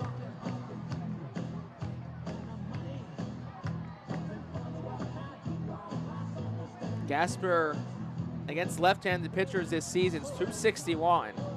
He's .275 against righties. So the splits are pretty even for Mickey Gasper this season, as Robert Gimper will go out to break up the conversation between Phil Condary, William Simonite, and Lachlan Wells. And I'm sure the conversation is, A, you have to attack him here. You have nowhere to put him. But where do you attack him? What pitches do you attack him with? It is a righty, and Wells likes to go to that changeup against righties. So we'll see if he goes changeup heavy against Mickey Gasper. Bases loaded, 2 outs, bottom of the fourth, 1-0 lead for Reading. Gasper digs in, first pitch from Wells.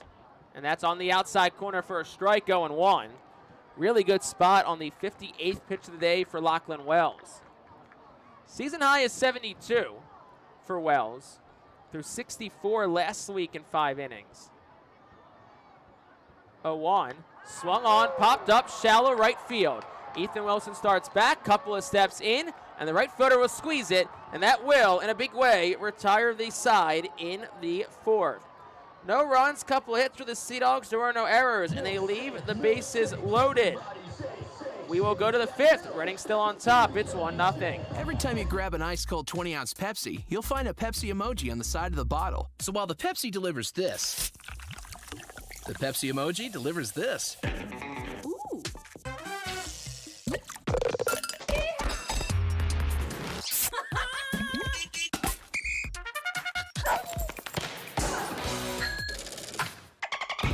So go ahead, crack open a Pepsi.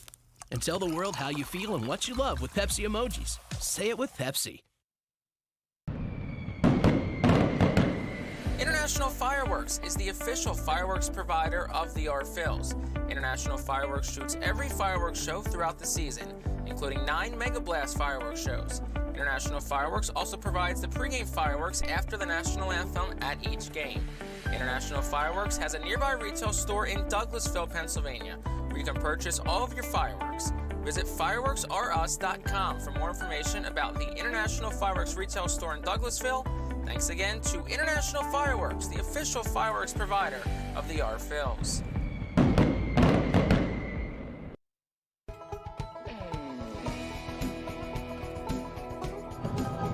Top half of the fifth inning, and the Fightin Phillies would like to recognize Body Zone Sports and Wellness as the official workout facility of the Fightin Phillies. 1-0 Reading has the lead in this top of the fifth inning. I'm Jake Starr. I appreciate you joining myself all weekend long from Hadlock Field in Portland, Maine. So Portland leaves the bases loaded in the fourth, and now we'll see if the 9-1-2 portion of Reading's lineup can make the Sea Dogs pay and tack on a couple of more runs. Casey Martin leads off against Isaac Coffey, who's back out for his fifth inning of work. 57 pitches overall for the righty, who's looked pretty strong today. First pitch to Martin is up at the letters for a ball. It's 1-0. Martin, a productive out back in the second. Sacrifice fly to center. That scored Reading's only run of the day. Here's the 1-0. It's up and in. 2 balls and no strikes. Martin kind of likely sang another one who's had some moments this year, but really just trying to string things together at the AA level. 2-0. That's a breaking pitch. Martin's taken all the way. It's 2-1. 3 runs scored, a couple of hits in game 1 of the doubleheader yesterday for Martin. The pitch. Swung on, fly ball, shallow center field. Out to York in is Sykes, and York, the second baseman, will make the over-the-shoulder catch in shallow right center field. And that is out number 1. Robert Moore.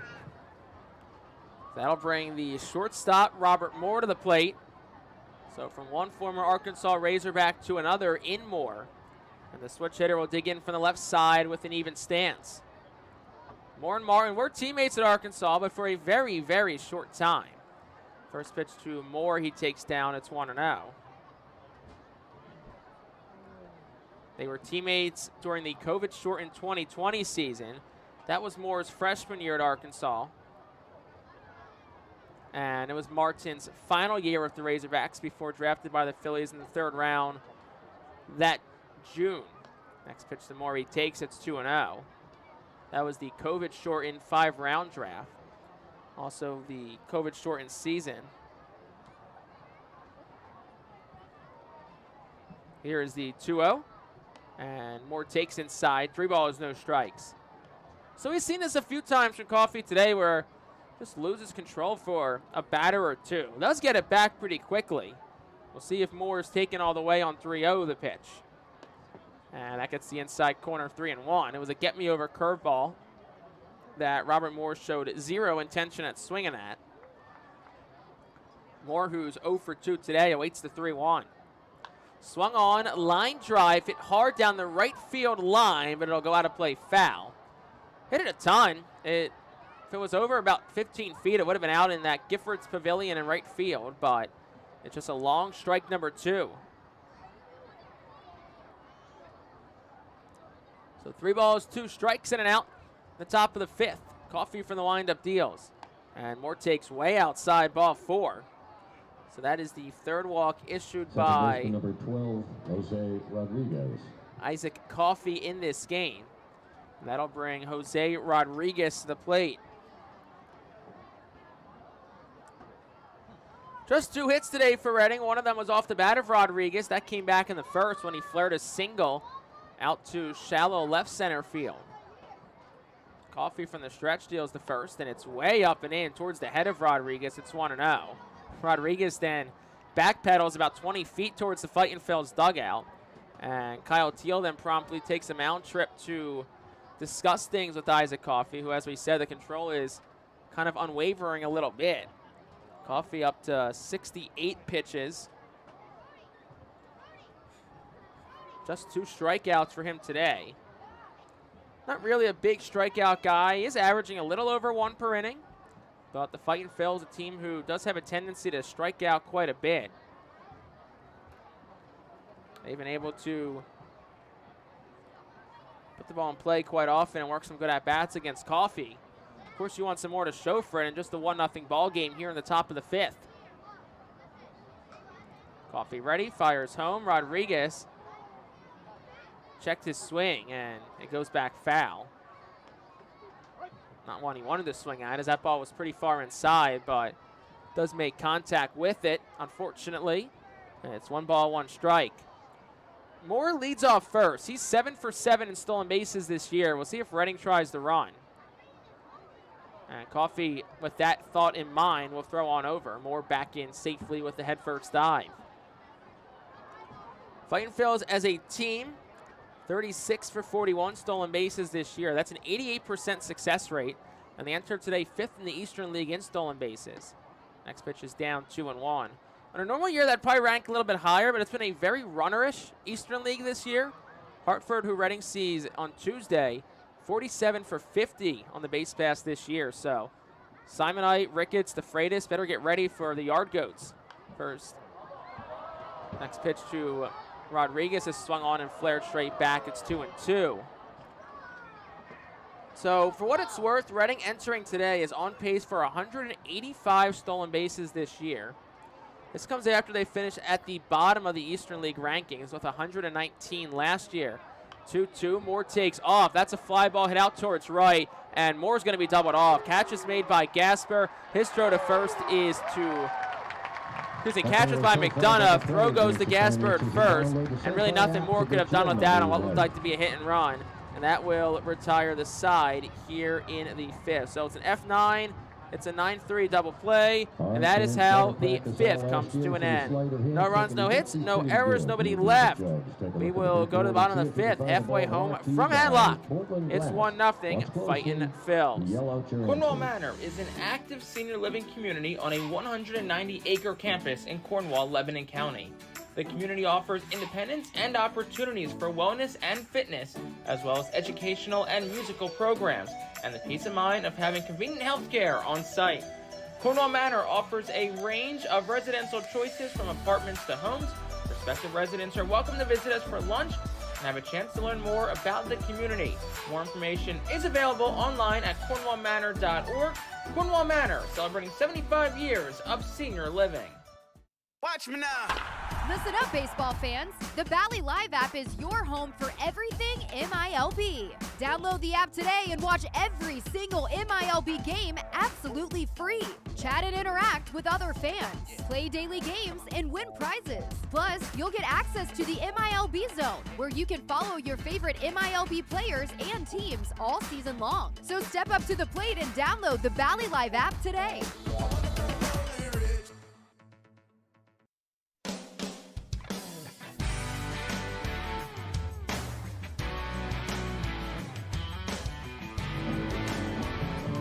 Bottom half of the 5th inning. Still a 1-0 lead for the Fightin' Phils as Lachlan Wells is back out for inning number 5 of work for him.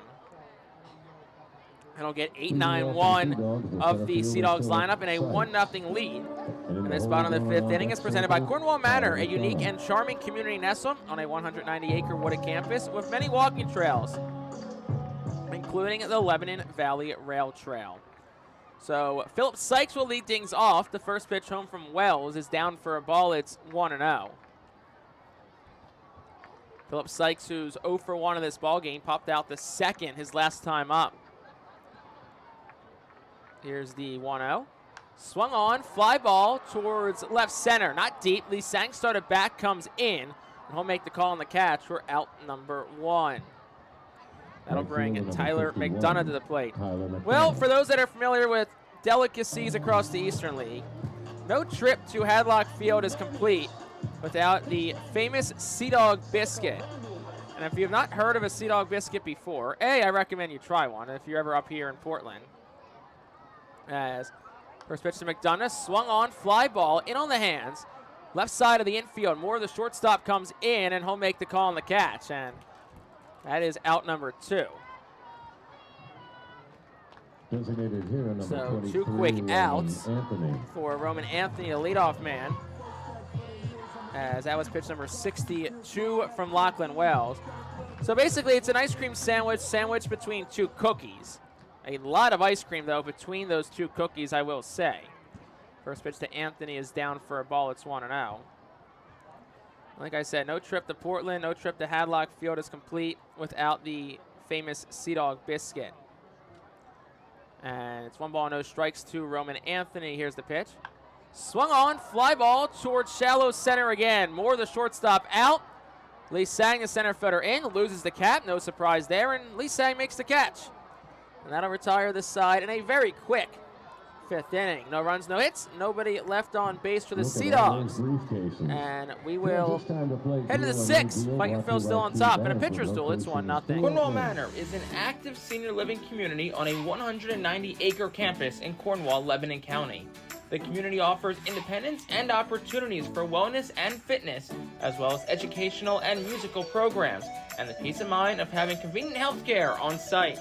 Cornwall Manor offers a range of residential choices from apartments to homes. Prospective residents are welcome to visit us for lunch and have a chance to learn more about the community. More information is available online at cornwallmanor.org.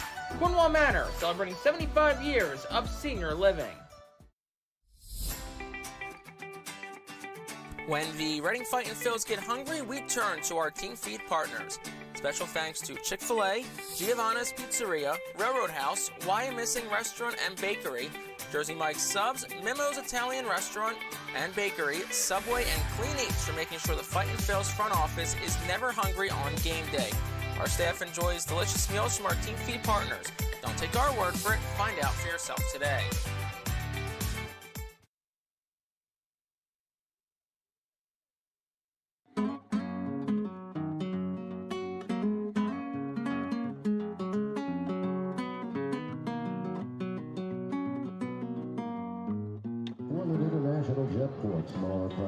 Top half of the sixth inning.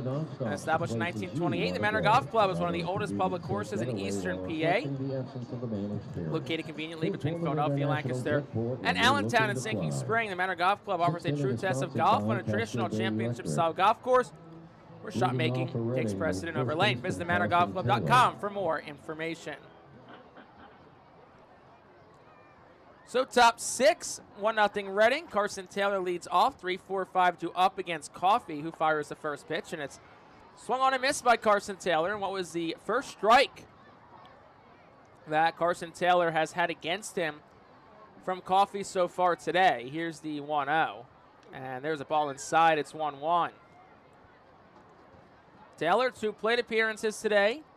Both have been walks. Here's the 1-1. Swung on ground ball right back to the box. Glove chest high by Coffey. He'll gallop towards first, about halfway to the bag. He'll flip it to the first baseman Gasper for out number 1. And that'll bring Ethan Wilson to the plate.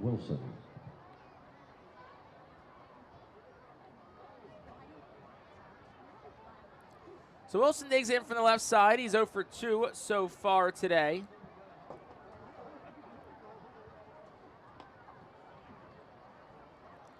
And the first pitch to Wilson is outside for a ball, 1-0. As Coffey works quickly from the windup, as we have very much entered into a pitcher's duel, the 1-0, and Wilson will take for a strike. It's 1-1. Both bullpens quiet. Coffey at 78 pitches. And Lachlan Wells looks like he'll have a chance to get a new season high in innings pitched. 1-1. Swung on, ground ball foul. It's 1-2.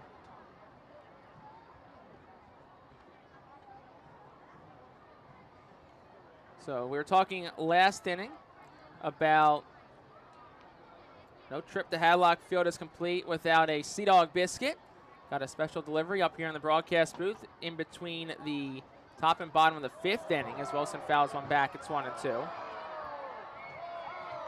So snacking on that one between innings, and very good as always. The one pro to this one compared to the one that we had last June.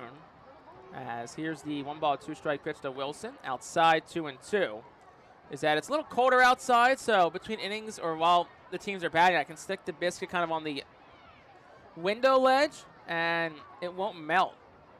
Here's the next pitch. Wilson out in front of a curveball at 79, swings and misses. He's down on strikes. 2 outs in the inning on the 3rd strikeout from Coffey. Left fielder number 45, Carlos De La Cruz. That'll bring Carlos De La Cruz to the plate.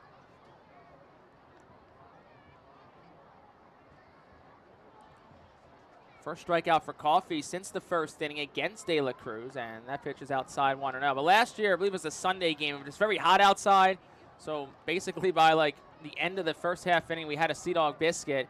It practically kind of turned into milk soup. This time, though, it's a little cooler out, so that helps. The 1-0 is on the inside corner for a called strike. It's 1-1. 2 outs in the top of the 6th. 1-0 Reading leads. Bases are empty for De La Cruz. Here's the 1-1 from Coffey. Swung on, hit in the air towards left center field. Lugo and Sykes both go over. The center fielder Sykes makes the call on the catch, and that will retire the side here in the 6th. Another 3 up, 3 down inning for Isaac Coffey. And we will go to the bottom of the 6th. Lachlan Wells will come back out. The 1-0 lead for the Fightin' Phils. When you drive a vehicle so reliable it's backed by a 10-year, 100,000-mile limited warranty, you stop thinking about what you can't do and start doing what you never thought possible. Visit your local Kia dealer today to see what you're capable of in a vehicle that inspires confidence around every corner. Kia, movement that inspires. Call 800-333-4KIA for details. Always drive safely. Limited inventory available. Warranties include 10-year 100,000-mile powertrain and 5-year 60,000-mile basic. Warranties are limited. See retailer for details. Briganti Wines offers a great selection of wines in New Jersey and eastern Pennsylvania. Headquartered in South Jersey and sourced from Italy's Abruzzo region, Briganti Wines is ran by former Fightin' Phils great and big leaguer Mike Costanzo. They are committed to quality, authenticity, and sustainability, attracting a loyal following of customers. Get Briganti Wines at select local Acme stores. Visit brigantiwines.com to learn more.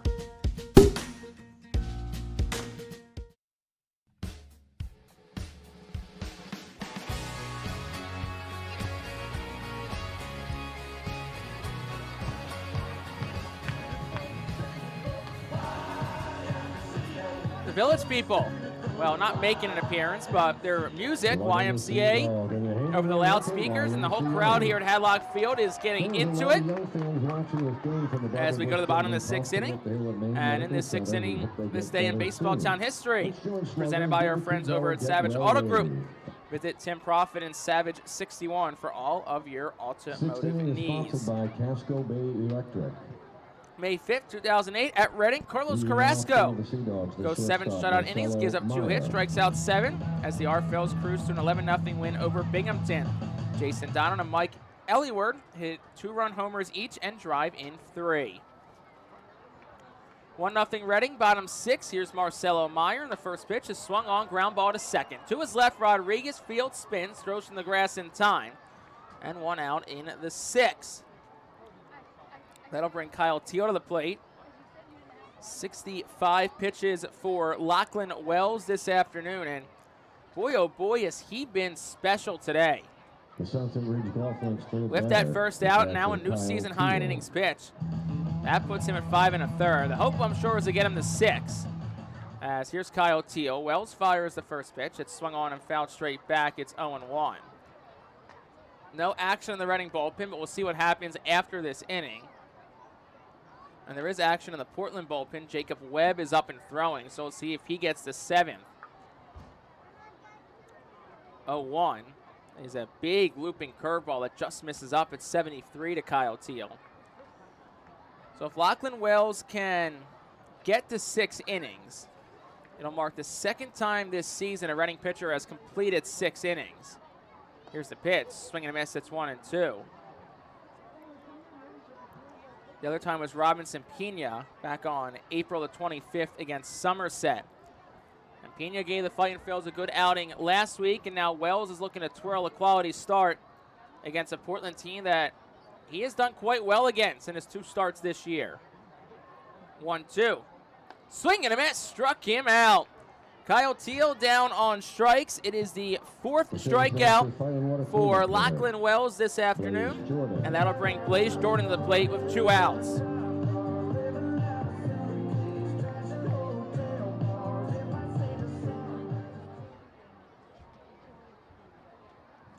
And Jordan will dig on in from the right side of 2 outs. First pitch is down for a ball, 1-0.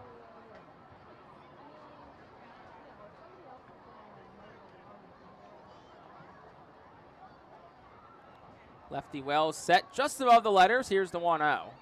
Swing and a miss, 1-1, out in front of a changeup at 88 that we talked about. Wells likes to throw to those righties.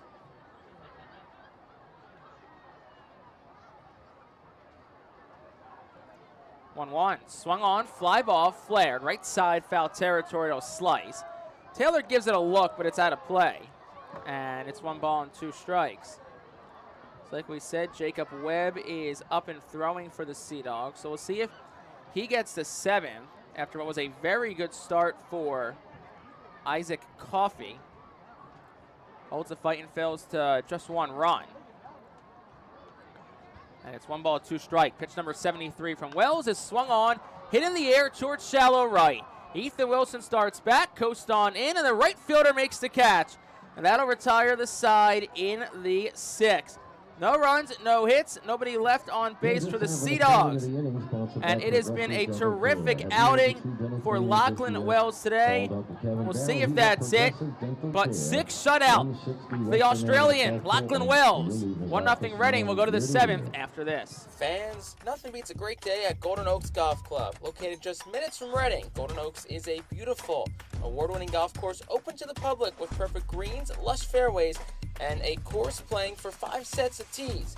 Bogey's Pub is open to the public with the area's best full course menu, featuring indoor and outdoor seating and TVs to watch your favorite sports teams. Let the Golden Oaks Golf Club team cater to your need: lunch, dinner, golf outings, parties, company events, and fundraisers. Visit our website at goldenoaksgolfclub.com and follow Golden Oaks Golf Club and Bogey's Pub on Facebook. Golden Oaks Golf Club, where great memories are made. The Fightin' Phils thank White Star Travel and Tours for presenting the 2024 Fightin' Phils Fan Road Trip. This year's trip runs from July 26th to 29th and features stops to see the Fightin' Phils in New Hampshire, along with the chance to meet a player and coach. The trip also heads to the Baseball Hall of Fame in Cooperstown, a Red Sox-Yankees game at Fenway Park, and finally Citizens Bank Park to see the Phillies take on the New York Yankees.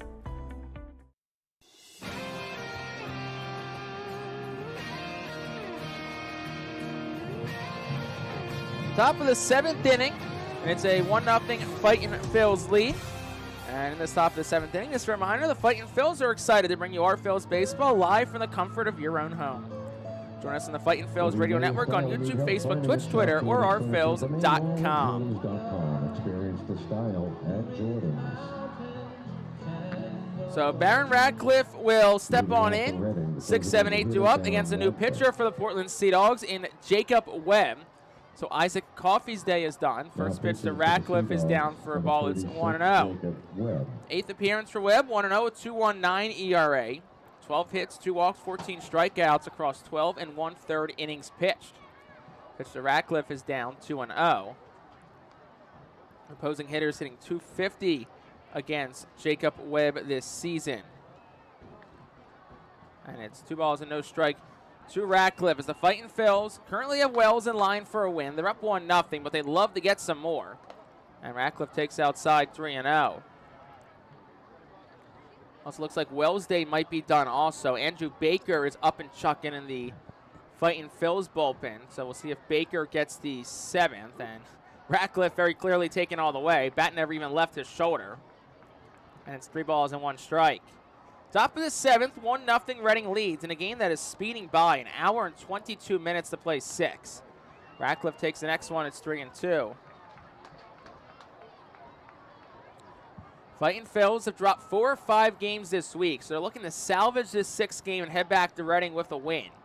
3-2. Radcliffe swings and misses out in front of a breaking pitch from Webb. And that's his first strikeout. Just the 4th overall for Portland pitching today. And Isaac Coffey currently in line for the loss, but really not much to his doing. 6 innings, 2 hits, and earned run. Did walk 3 and strike out 3, but the only run scored on a sacrifice fly, so Coffey certainly did his job. Here's William Simonite. First pitch from Webb outside for a ball, 1-0. Second time Webb has seen Reading this week, also pitched on Wednesday. The 1-0 is on the outside corner. It's 1-1. Also see how Reading approaches these last 9 outs. Baker is throwing, so presumably he would get the 7th. Here's the 1-1. Simonite swings and misses 1-2. McCullum nor Lazar threw yesterday. They both threw Friday, but not a ton of pitches. So it wouldn't shock me to see that 1-2 punch again in the 8th and 9th inning. If things can stick the plan for the Fightin' Phils. 1-2. And that's low and away for a ball, 2 balls and 2 strikes.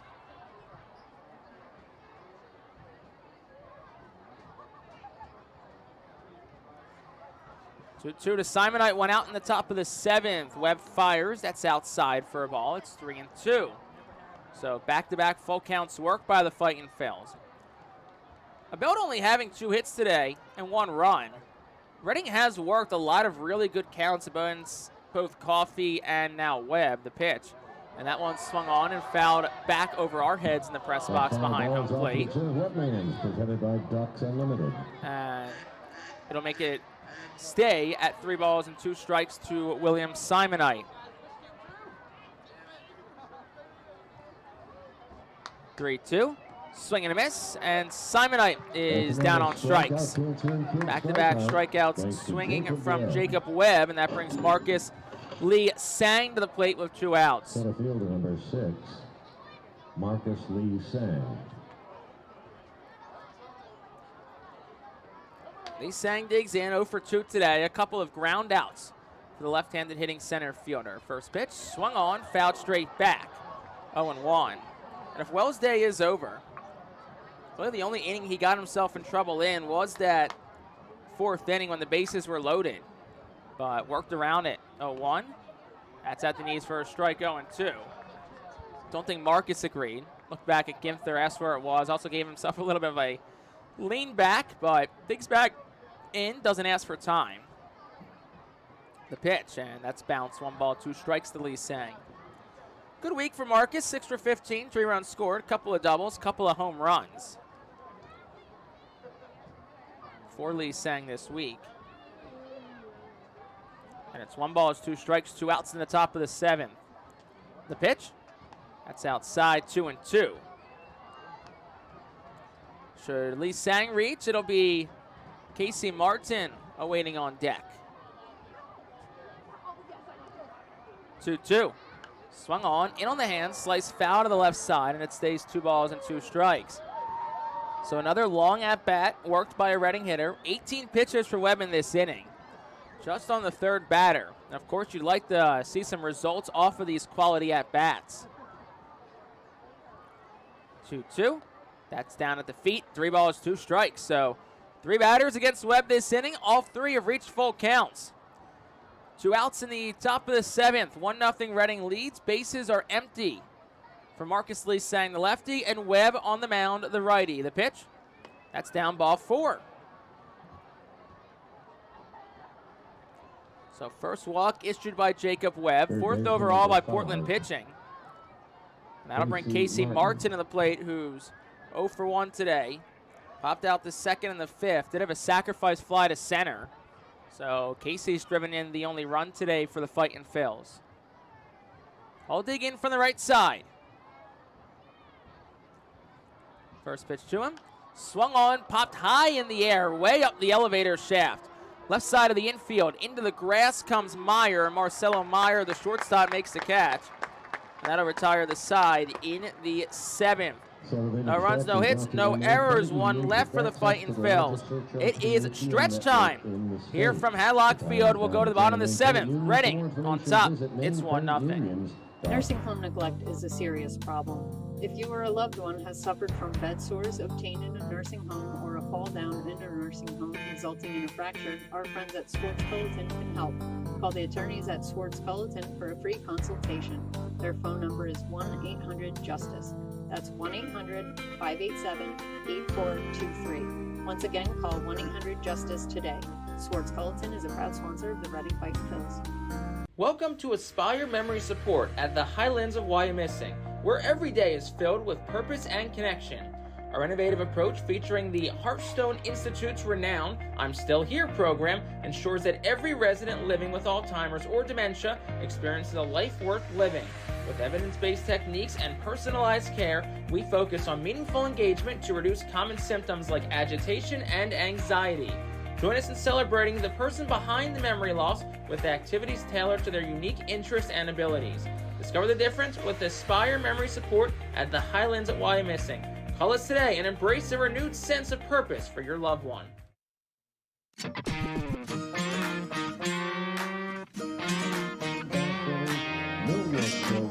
Bottom half of the 7th inning is brought to you by Swartz Culleton PC. Have you or a loved one been injured? Call 1-800-JUSTICE.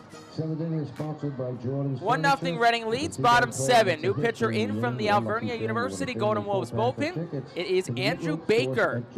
Baker, 7th appearance, 1-1, a 9.72 ERA, 11 strikeouts, 5 walks over 8 1/3 innings pitched. Leading off for the Sea Dogs. Second Baker will get baseman, 5, Nick 6, and 7 of the Sea Dogs lineup, starting with Nick York. York in from the right side against a hard-throwing Andrew Baker.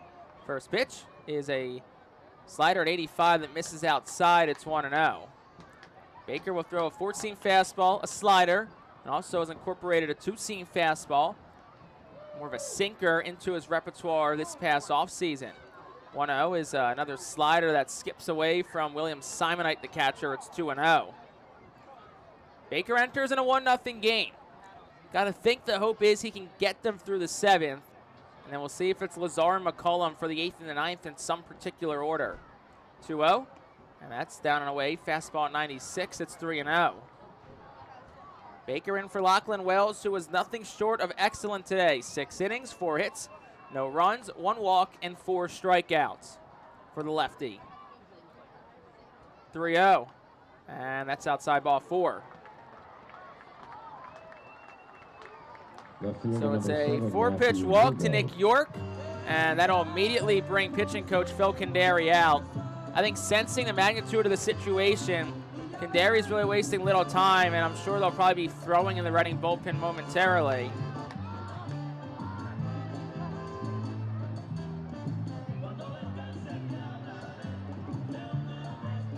So it's a 4-pitch walk from Baker.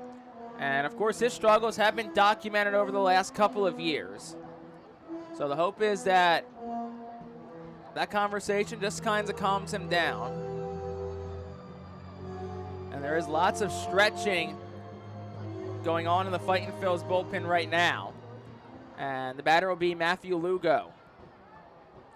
Baker set of the belt. Here's the pitch. And that's down on the fastball at 98. It's 1-0. Baker, who had some struggles last year, was on the development list for a good portion of the middle of the season just to kind of try and go work on things down in Florida. 1-0, and there's a strike. It's 1-1, fastball 97. And the hope's got to be that hopefully that fastball can kind of get Baker into a sort of a rhythm.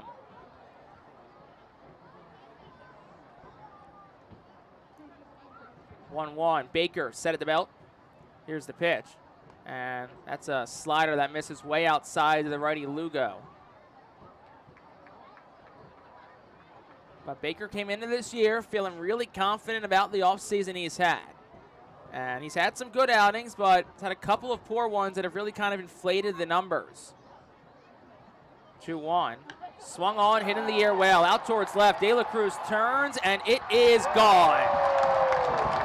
Off the Sitco sign in left field over the main monster. It's a 2-run home run from Matthew Lugo, and the Portland Sea Dogs take a 2-1 lead.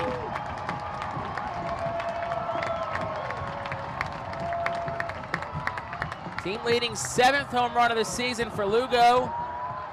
And Lachlan Wells, who had an excellent outing, any chance of a win from him has been erased. First baseman number 5, Mickey Gasper. And that'll bring Mickey Gasper to the plate.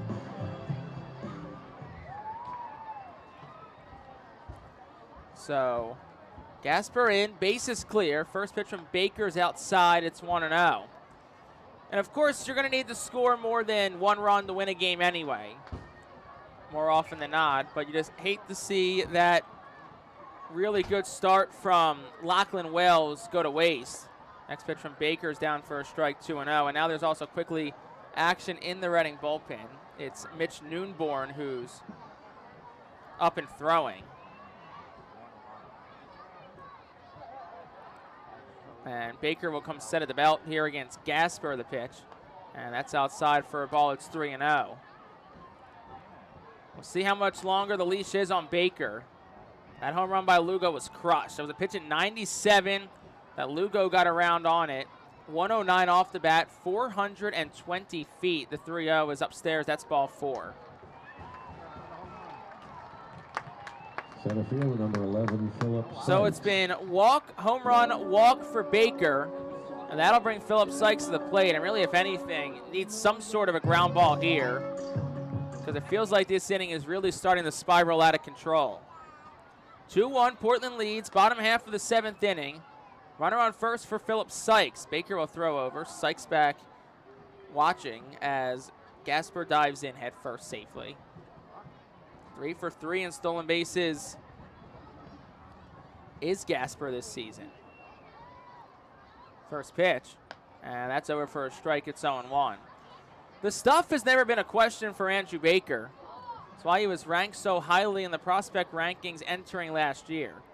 It's a fastball that sits mid to upper 90s, can touch 100 at times. Here's the 0-1, and that's down low for slider, 1-1. You know, you incorporate that two-seam fastball that Phil Condary told me before the season, you really don't see much of a velocity difference between the four-seam and two-seam, which can make that sinker even more of a dangerous offering from Baker. 1-1, and that's upstairs, 2-1. And with that four-seam fastball last year, multiple times we saw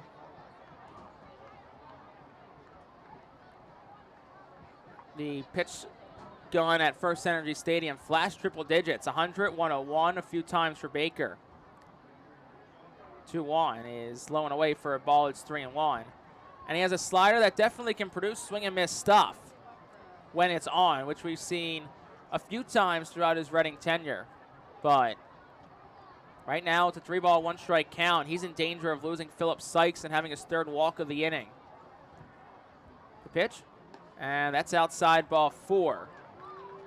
So Lugo walks. Here's Al Patrique, and that'll spell the end of the day for Andrew Baker. So Baker sees 5 hitters, walks 3, gives up a 2-run home run. That gives Portland the lead, and that means Mitch Noonborn will enter as Baker also hits a new season high in walks at 3.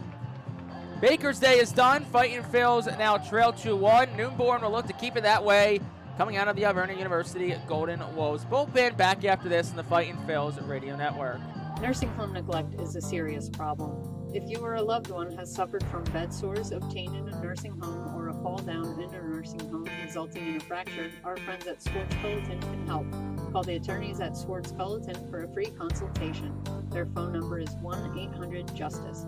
That's 1-800-587-8423. Once again, call 1-800-JUSTICE today. Swartz Pelleton is a proud sponsor of the Reading Fightin Phils.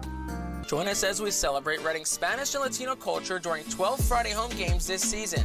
The Savage Auto Group Fiesta Fridays are presented by Catay Law Offices, Suburban Brewing Company, Carl's Cards and Collectibles, Humane Pennsylvania, Star City Boxing, and the American Diner. Fiesta Friday features special Los Luchadores de Reading uniforms, Hispanic and Latino food and music, and other cultural elements throughout the ballpark. Get your tickets now by calling 610-370-BALL, online at ourphils.com, or at the Customers Bank ticket office. Coming out of the Alvernia University Golden Wolves bullpen, it's Mitch Noonborn.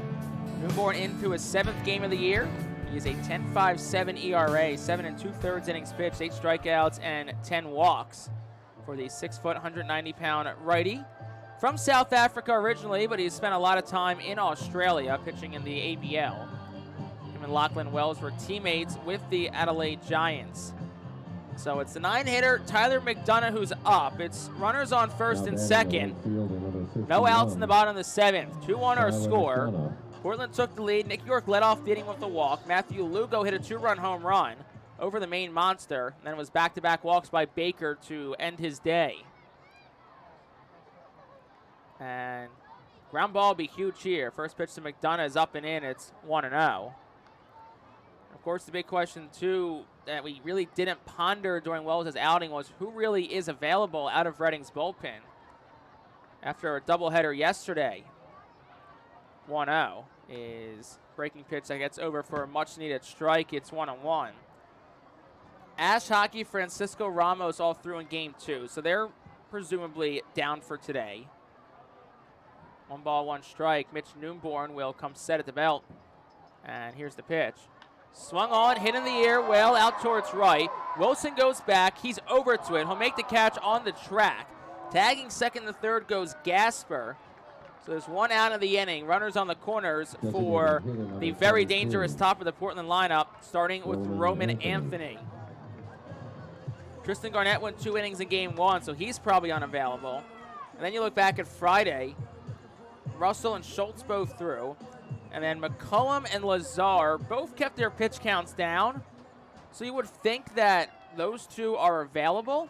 But of course now it's going to come down to, can Reading retake the lead? First pitch to Anthony, and that's in for a strike 0-1. Of course, you don't really want to see two of your high leverage guys go in a 9-3 ball game like on Friday, but they needed work as both hadn't thrown since last Sunday. Here's the 0-1 over for a strike 0-2, but then seemingly they're both probably 1-inning guys today. Both, but especially Lazar, can give 2 innings. We've seen it this year from him. Tommy McCullum has gone 2 innings once, but probably 2 days later, they're probably both at just 1 inning. So no balls, 2 strikes, and 1 out from Noonborn, the pitch. That's inside 1-2 to Anthony. Infield back, corners up even with the bag. First baseman Taylor holds on Sykes at first as Reddy looks to turn 2. Now, of course, obviously, if those guys don't throw Friday, you can probably ask 1 for 2 innings here, and then another one to go for the save in the 9th. Pitch. Swing and a foul tip, squeezed by Simonite. And Roman Anthony is down on strikes. That's a big strikeout for Noonborn. 2 outs in the inning for Marcelo Meyer. You've won a family 4-pack of tickets to the It Ropes course at Jordan's Furniture. And it's been on the corners, 2 outs, so still a RBI situation for Meyer. So the hope or the expectation probably was, if Baker gets you through the 7th, you can go McCullum, Lazar, each for an inning to finish it. The first pitch to Meyer nearly hits the lefty. So he steps out and asks for time. It's 1-0. But, of course, that's kind of all going a bit astray right now. So we'll see what Reading does. Maybe they go back to Noonborn in the 8th. Should they still be trailing? But in a tie or a lead, maybe you go to one of McCullum or Lazar. Here's the pitch. Runner takes off. Swung on. Fly ball. Lazily hit towards shallow left. De La Cruz comes in. The left fielder makes the catch. And that'll retire the side in the 7th. But Portland takes the lead. 2 runs on 1 hit. It was a long home run, 420 feet from Matthew Lugo. No errors in the inning, and a pair of Sea Dogs are left on base. We will go to the 8th. Reading now trailing 2-1, looking for a comeback on the Art Phil's radio network. Nursing home neglect is a serious problem. If you or a loved one has suffered from bed sores obtained in a nursing home or a fall down in a nursing home resulting in a fracture, our friends at Swartz Culleton can help. Call the attorneys at Swartz Culleton for a free consultation. Their phone number is 1-800-JUSTICE. That's 1-800-587-8423. Once again, call 1-800-JUSTICE today. Swartz Culleton is a proud sponsor of the Reading Fightin' Phils. Join us as we celebrate Reading's Spanish and Latino culture during 12 Friday home games this season. The Savage Auto Group Fiesta Fridays are presented by Cathay Law Offices, Suburban Brewing Company, Carl's Cards and Collectibles, Humane Pennsylvania, Star City Boxing, and the American Diner. Fiesta Friday features special Los Luchadores de Reading uniforms, Hispanic and Latino food and music, and other cultural elements throughout the ballpark. Get your tickets now by calling 610-370-BALL, online at artphils.com, or at the Customers Bank ticket office.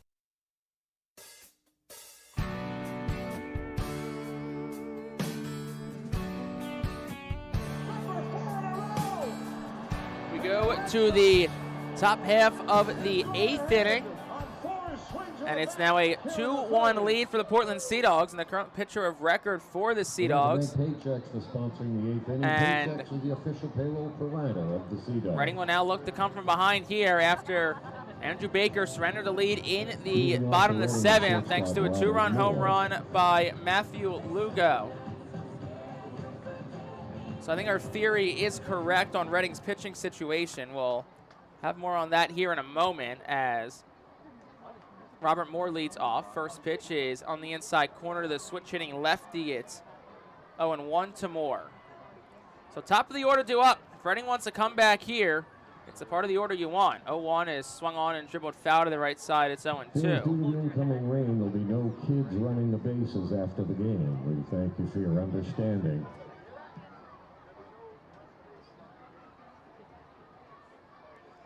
No balls, 2 strikes to Moore. The pitch, swing and a miss. Chases a fastball up and away from Webb. He's down on strikes. Third strikeout already for Webb in an inning and a third. Second baseman, Jose Rodriguez. Now matches what Isaac Coffey had. And I think Isaac Coffey also deserves a lot of credit in this ball game.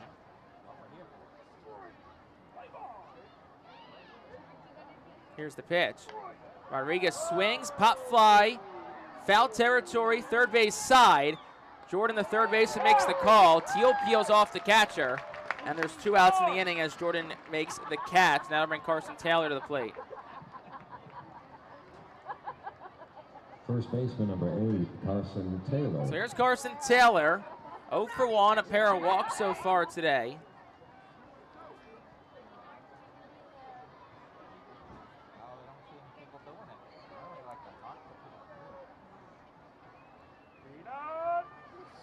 First pitch to Taylor, and that's down low for a ball, 2-1. Well, if there's a moment for Carson Taylor to come up clutch against Portland again, that moment's right now. They trail 2-1 in the 8th. The pitch swung on, and it's fouled back. It's 1-1. Rain has also begun to fall here at Hadlock Field. That was in the forecast, but nothing too bad, so should be able to get through the rest of this game. Here's the 1-1, and that's down for a ball, 2-1. Max Lazar is up and throwing in the Fightin Phil's bullpen, so kind of our theory about where Reading was planning to go with pitching seems to be right. It's like Lazar was going to get the 8th if they had the lead. The 2-1 is swung on and fouled back 2-2. So Lazar will come in to either preserve a lead, preserve a tie, or keep it at a 2-1 ball game. Of course, we prefer the latter option to not be the case, but it's 2 balls, 2 strikes, 2 outs to Taylor. Top of the 8th, 2-1 Sea Dogs lead. A 2-run homer from Matthew Lugo in the 7th, the difference right now. The pitch, Taylor swings, line drive, right center field. It's falling fast. It's a base hit. Cut off by the center fielder, Philip Sykes, and it's a 2-out single for Carson Taylor, and that'll bring Ethan Wilson to the plate for the Fightin Phils. Right fielder, Ethan Wilson. So Wilson will dig in from the left side.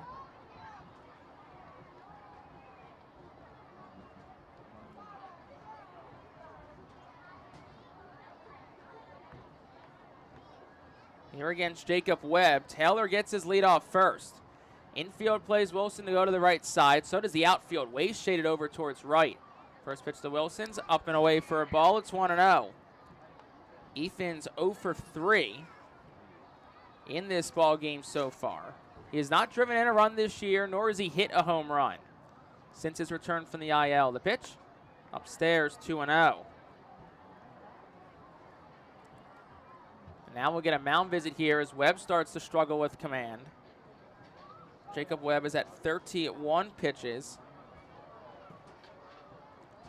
And as we said, Max Lazar is up and throwing in the Fightin Phil's bullpen. After Mitch Neumborn did a good job to clean up the damage and traffic on the base pass. Reading scored 1 way back in the 2nd on a sac fly from Casey Martin. Reading just 3 hits today. That single from Taylor was Reading's first hit since the 2nd inning. A leadoff single by Radcliffe in which he came around the score. And Portland's 2 runs on a Matthew Lugo 2-run shot in the bottom of the 7th. 2-0. Wilson takes at the letters for a strike. It's 2-1. And of course, Reading now has to battle the elements a little bit too. Rain drizzling, 50 degrees our temperature. Hasn't been too freezing, but definitely a cold week in Portland. 2-1. Wilson takes down and in, 3-1. Should Wilson reach? Carlos De La Cruz awaits on deck. 2 outs, top of the 8th. Taylor a lead off first. 2-1 Sea Dogs. Webb set the 3-1. Wilson swinging a miss, 3-2. Ethan was going for it all right there. And now the count's full, meaning Taylor will get a head start. So anything in the gap should score a run. Wilson steps out and asks for time. Gets it from the home plate umpire, Robert Ginther. 3 balls, 2 strikes, 2 outs. The payoff pitch.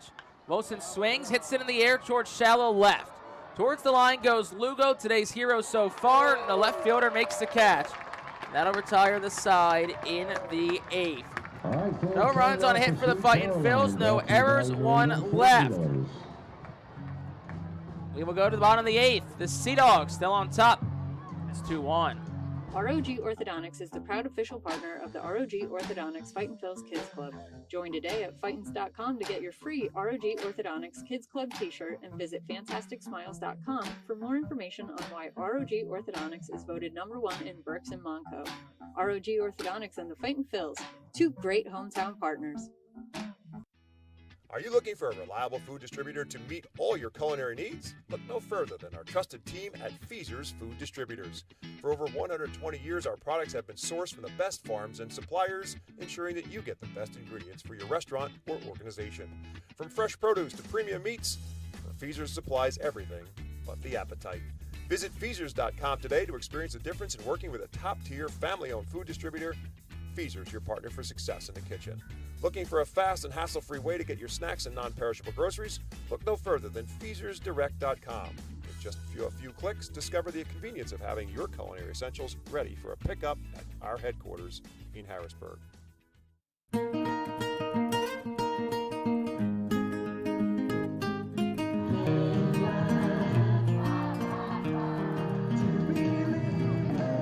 We go to the bottom of the 8th inning, and stepping in out of the Alverna University Golden Wolves bullpen for the Fightin' Phils, it's Max Lazar.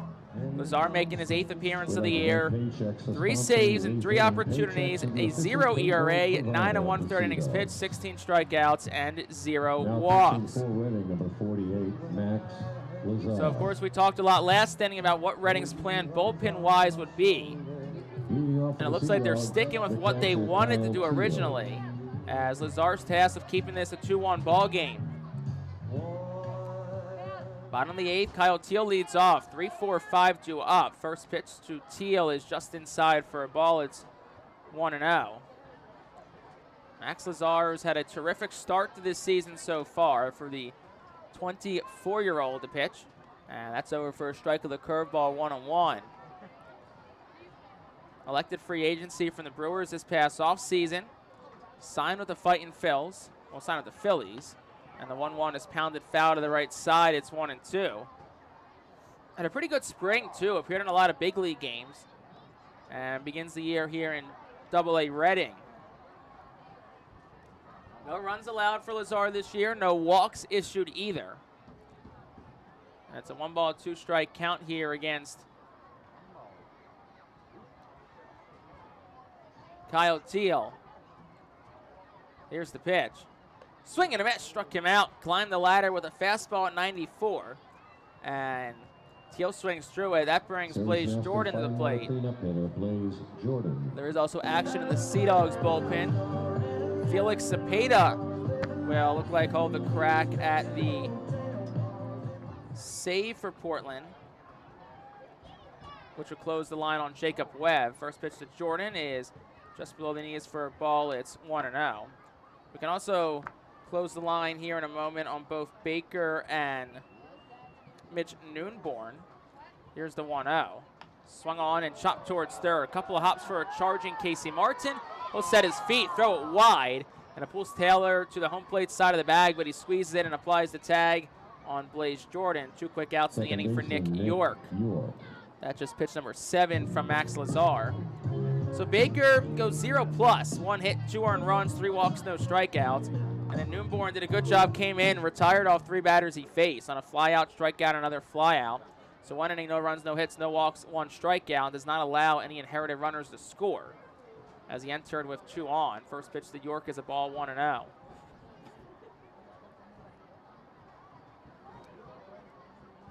Here's the pitch. And that's a curveball in for a strike, 1-1.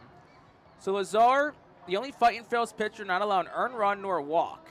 And he is one of 8 qualified pitchers in the Eastern League who have not allowed an earned run or walk this season. 1-1 is a curveball that's fouled straight back, 1-2. So he has been really good to watch. And him and Tommy McCullum have kind of established themselves into the late inning arms for Reading. The 2 closers both have 3 saves apiece. And then Tristan Garnett's also been a late inning arm for Reading. 1-2. On the outside corner of a curveball at 81, called strike 3. So Max Lazar comes in, does the job, pair of strikeouts, 1-2-3 inning, no runs, no hits, no errors, and nobody left for the Fightin' Phils. We'll go to the 9th. It's rally time for the R Phils. They trail 2-1. Last chance after this on the R Phils Radio Network. Star City Boxing, located at 1340 Center Avenue Rear in Reading, is a 501c3 nonprofit boxing gym unlike any other. Our goal is to not only help you be fit, but to be the best outlet for our youth and community. We welcome anyone who wants to improve their way of life, be fit, and box competitively or non-competitively. We work with you to reach your goals in and out of the gym. Stop in and meet our stars today. Check us out and follow us on Facebook, Instagram, and Twitter for upcoming events and happenings. Visit our website today at starcityboxing.org for more information on how to join, volunteer with our youth, or support our efforts in the community. Star City Boxing is a proud continued 2024 R Phils Fiesta Friday partner. ROG Orthodontics is the proud official partner of the ROG Orthodontics Fightin' Phils Kids Club. Join today at Fightins.com to get your free ROG Orthodontics Kids Club t-shirt and visit FantasticSmiles.com for more information on why ROG Orthodontics is voted #1 in Berks and Monco. ROG Orthodontics and the Fightin' Phils, two great hometown partners.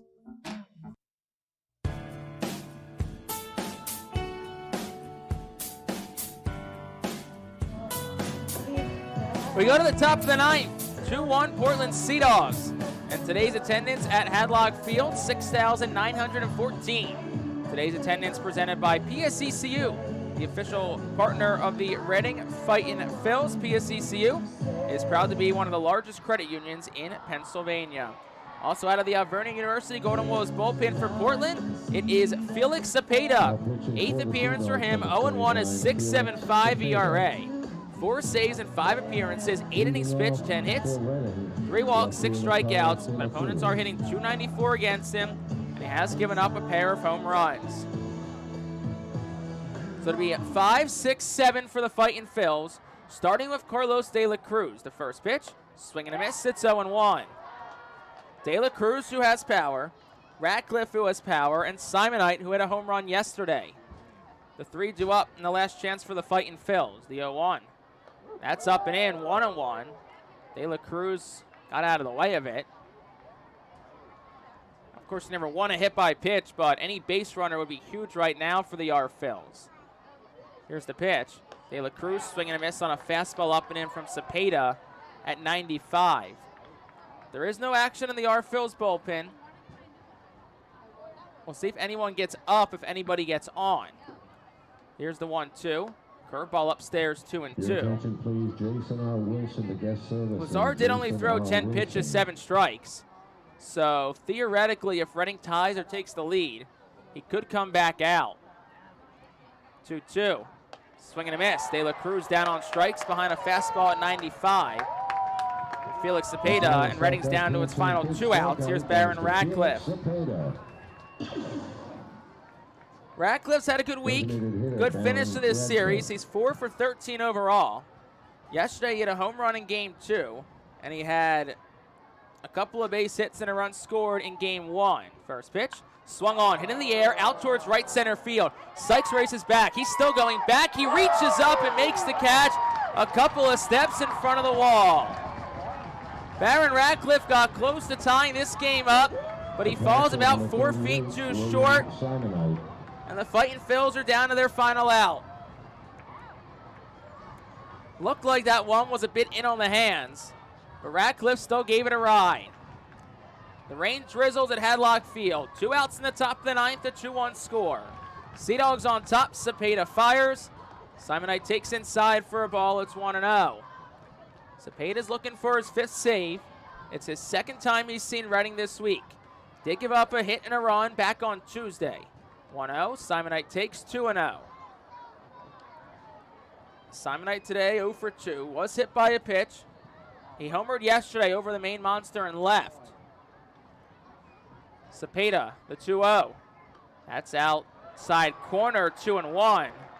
I don't think anyone on the Fightin' Phils side is going to be happy about that one. Looked like Teal brought it back a good couple of inches. 2-1 from Cepeda. Swung on, hit in the air well, out towards left. Going back is Lugo, and it's off the top of the main monster. Lugo plays it well. Simonite hustling in the second. Will be in there for feet first slide, and the Fightin' Phils stay alive on a 2-out double from William Simonite. It's the second double of the year for Simonite, and he comes inches away from putting one over the main monster again and tying this game, but the game continues to Marcus Lee Sang. Lee Sang 0 for 2 with a walk today. Outfield's back, so a hit should tie it. First pitch, that one nearly hits Lee Sang. 1-0 as the ball bounced, but it was scooped by Teal to keep the tying run at second. Marcus, a .238 hitter with runners in scoring position this year. Does have 4 home runs, 13 RBI, and he's a .207 hitter. Here's the pitch. Swing and a miss, 1-1. Way out in front of an off-speed pitch at 88. So whole step out, readjust. Lee Sang has proven to be a better hitter when in the bottom of the lineup, especially in the 8-hole. That's his best spot, hitting over 300. And it's 1 ball, 1 strike, 2 outs in the ninth. Portland leads by 1. 1-1. Lee Sang swings, ground ball towards second. York waits back on it, throws the first in time, and the ball game is over. Reading threatened in the ninth. Baron Ratcliffe and William Simonite both came close to tying this game. But a little bit of wind keeps the ball in the park and gives the Portland Sea Dogs their 5th win of the week in a 2-1 final.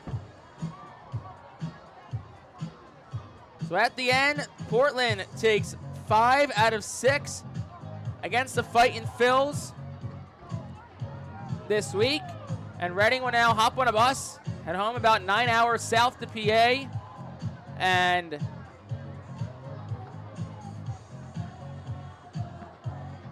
we'll have to reset and start on Tuesday again at 11 a.m. against, once again, a very good Hartford Yard Goats team. So in that 9th inning, no runs on a hit, no errors, 1 left on base for the Fightin' Phils. Portland wins at 2-1, takes 5 of 6 this week. We'll step aside for a moment. Post-game coverage coming up after this on the Fightin' Phils Radio Network. Berks Immunization Coalition works to provide leadership and education in promoting age-appropriate immunization across the lifespan for all residents of Berks County. This is a coalition comprised of local physicians, nurse practitioners, school nurses, immunization coordinators, immunization advocates, and pharmaceutical representatives working to encourage continuity of immunization through medical resources. They focus on educating both the community and the providers. For more information, please visit www.immunizepa.org. Click Local Coalitions.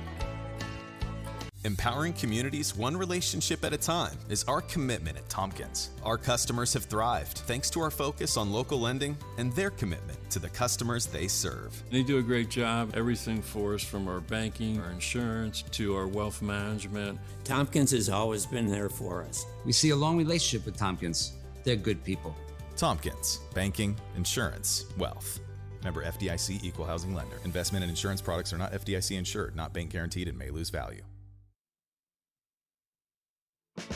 In continuation of the 275th anniversary of Reading celebration, the Art Phils will play as the Reading Keystones on off Thursdays in 2024. Join us for 11 Keystone Throwback Thursdays, thanks to Berks Career and Technology Center, H&F Heating and Cooling, Rip It Baseball Town Charities Batting Cages, and Lavelle Law Firm. Come celebrate the city of Reading and enjoy some great baseball on Throwback Thursdays in 2024. Get your tickets now by calling 610-370-BALL, online at rphils.com, or at the Customers Bank ticket office. Spend some quality time with the family by taking them out to the ball game every Sunday home game at First Energy Stadium. Sundays are Berks Packing Sunday Family Fun Days, presented by Empire Home Center, Golden Oaks Golf Club, Long Home Products, T-Mobile, and Rip It Baseball Town Charities. Get 4 tickets, 4 hot dogs, and 4 sodas for only $62 when purchased in advance. Join us for Berks Packing Sunday Family Fun Days at all Sunday home games all season long.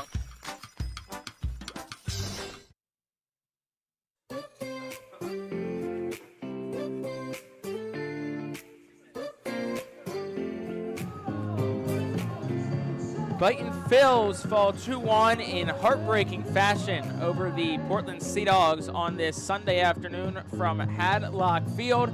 Sea Dogs wind up taking 5 of 6 in this week's series against the Fightin Phillies. Reading also drops to 3-9 in the season series against the Sea Dogs.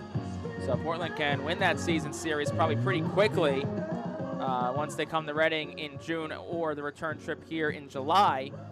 But I'm Jake Starr. Welcome to the postgame show here on the Fightin Phillies Radio Network. And as we said, Reading falls 2-1 today in a game that looked like they had in a very quick pitcher's duel, just a 2-hour game.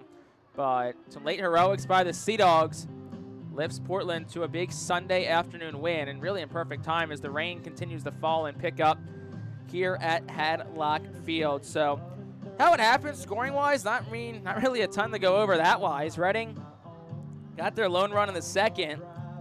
Baron Ratcliffe led off the game with a single. William Simonite then hit by a pitch. Ground ball by Lee Sang the first, move runners to second and third. Casey Martin then lifted a fly ball to center that resulted in a sacrifice fly, scoring Casey Martin, and that made a 1-0 Reading. And really, things cruised on until there. Lachlan Wells was excellent for the Fightin Phils. 6 innings, 4 hits, no runs, a walk and 4 strikeouts. Just a shame you couldn't get him a win. And Isaac Coffey on the other side, just as impressive. 6 innings, 2 hits, 1 run. It was earned, 3 walks, and 3 strikeouts. So the pitcher's duel pretty early. And then Wells exited. In for the 7th comes Andrew Baker. Nick York leads off a walk, and then Matthew Lugo demolishes a 2-run game-winning home run over the main monster in left, hits off the right side of the Sitco sign above the main monster, and went 420 feet, 109 off the bat on a 97-mile-per-hour fastball from Baker, who throws hard, but if you get a hold of 97, it's going to go a really long way. So York homered, York walked, Lugo homer. That made it 2-0. Gasper and Sykes then walk. That ended the day for Baker, whose final line reads 0 innings, 1 hit, 2 earned runs, 3 walks, no strikeouts. Mitch Newmorn, though, did a good job coming in, cleaning up the damage. Got a fly out to right, a strikeout of Roman Anthony, and then a fly out to left from Marcelo Meyer. So that kept it a 2-1 ball game. Newmorn an inning, no runs, no hits, no walks, and a strikeout. And then in the 9th, in the bottom of the 8th, Max Lazar came in, went 1-2-3, pair of strikeouts sandwiched around a ground ball to third from Blaze Jordan. Lazar an inning, all zeros except for 2 strikeouts. Jacob Webb in relief pitched the 7th and the 8th. Allowed a couple of base runners, but no runs. 2 innings, 1 hit, no runs, a walk, and 3 strikeouts. 7 strikeouts in total for Portland pitching today, and also 7 in total for Reading pitching today as well.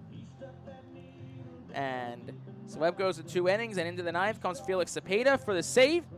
Struck out Carlos De La Cruz looking. Baron Ratcliffe then hit a ball that maybe just got a little bit in on the hands. If he gets a little more barrel on that one probably gets out and ties the game. But Philip Sykes made a running catch in right center field. And William Simonite then hit one, that same thing. Hits off the top of the main monster. If that ball's a couple of inches higher, we're probably talking about a tie game. We're still playing right now. But it hits off the wall. Simonite gets a double, which is good to see, especially with the injury to Caleb Ricketts.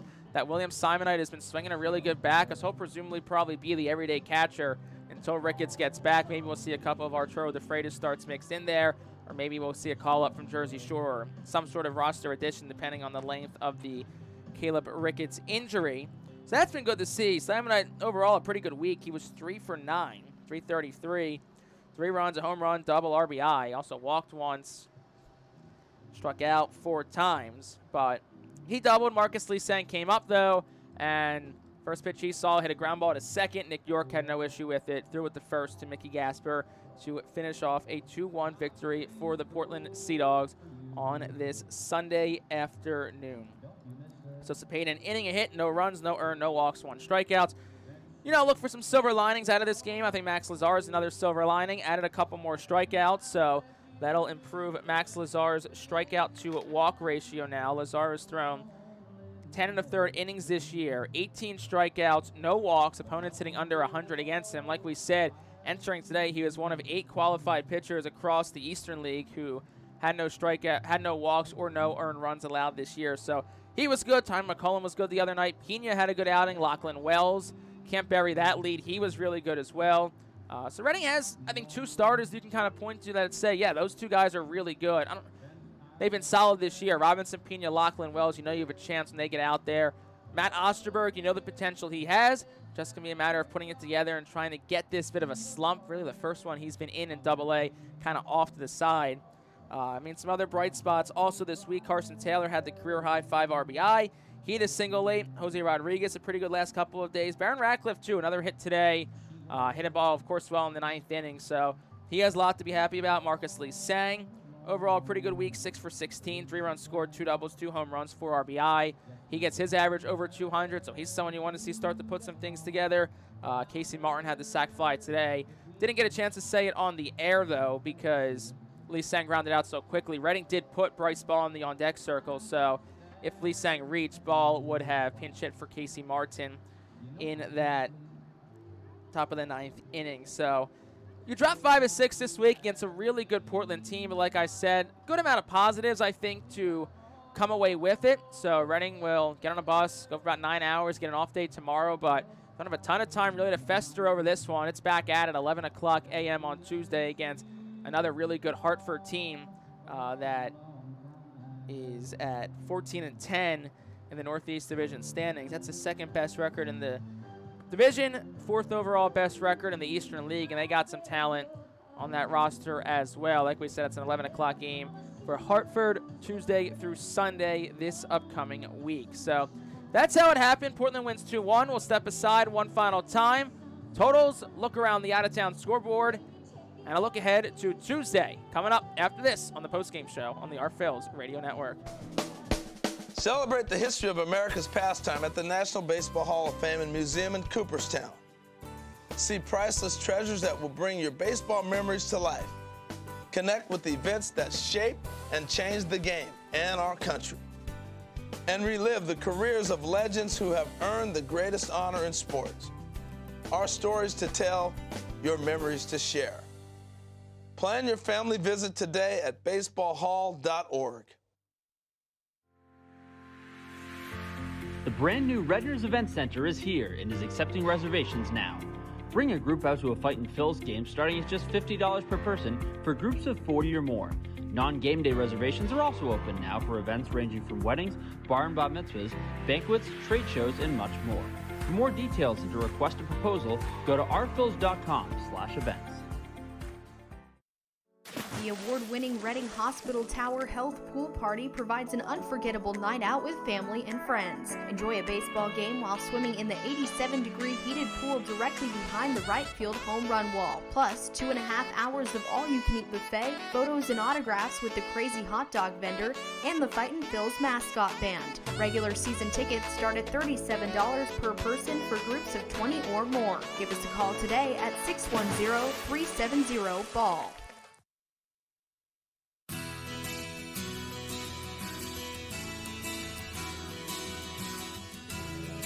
Back on the post-game show here on the Fightin' Phil's Radio Network. I'm Jake Starr. Appreciate you joining myself all weekend long for the final 4 games of this series against the Portland Sea Dogs. So we went over how it happened. Reading falls 2-1. And let's take a look at some out-of-town scores. First of all, big one. Bottom of the 8th at FMB Field in Harrisburg. Altoona is winning 6-2. And the third out was just recorded in the bottom of the 8th. So the Altoona Curve are 3 outs away from snapping a Eastern League tying longest 15-game losing streak, which is a Curve franchise record. So it's 3 more outs for the Curve, and the Curve will snap their 15-game losing streak. So hoping to manifest some good things for, 2 of our fellow teams from PA out of 4, but the one team that plays over in Altoona, not too far from State College. Top of the 3rd, Richmond and Akron are scoreless. Must have been a delay out of Canal Park. A lot of games postponed and canceled today. Erie Bowie got canceled because of rain. Hartford and Binghamton canceled because of rain. New Hampshire and Somerset got postponed because of rain. So you probably ask why canceled versus postponed. Basically, with the season split into 2 halves, if you play the team again in the first half, you can postpone and make it up. But if you don't play the team again, there's no point in making it up in the second half because it's 2 really separate entities. The overall record doesn't carry over, aside from more than just aesthetically.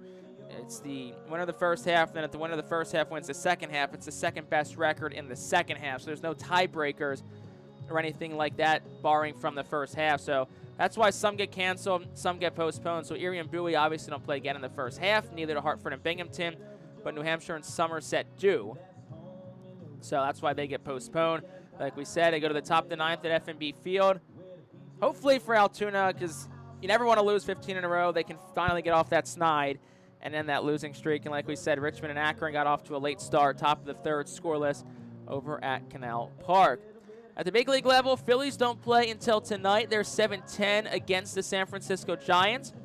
Taijuan Walker makes his second start back. Logan Webb will start for the Giants. The Phillies look to take their third in a row against the team from the Bay Area, and then they'll finish that series tomorrow. 4:05 start, so no Fightin' Phil's game. You can catch some Phillies action tomorrow as well.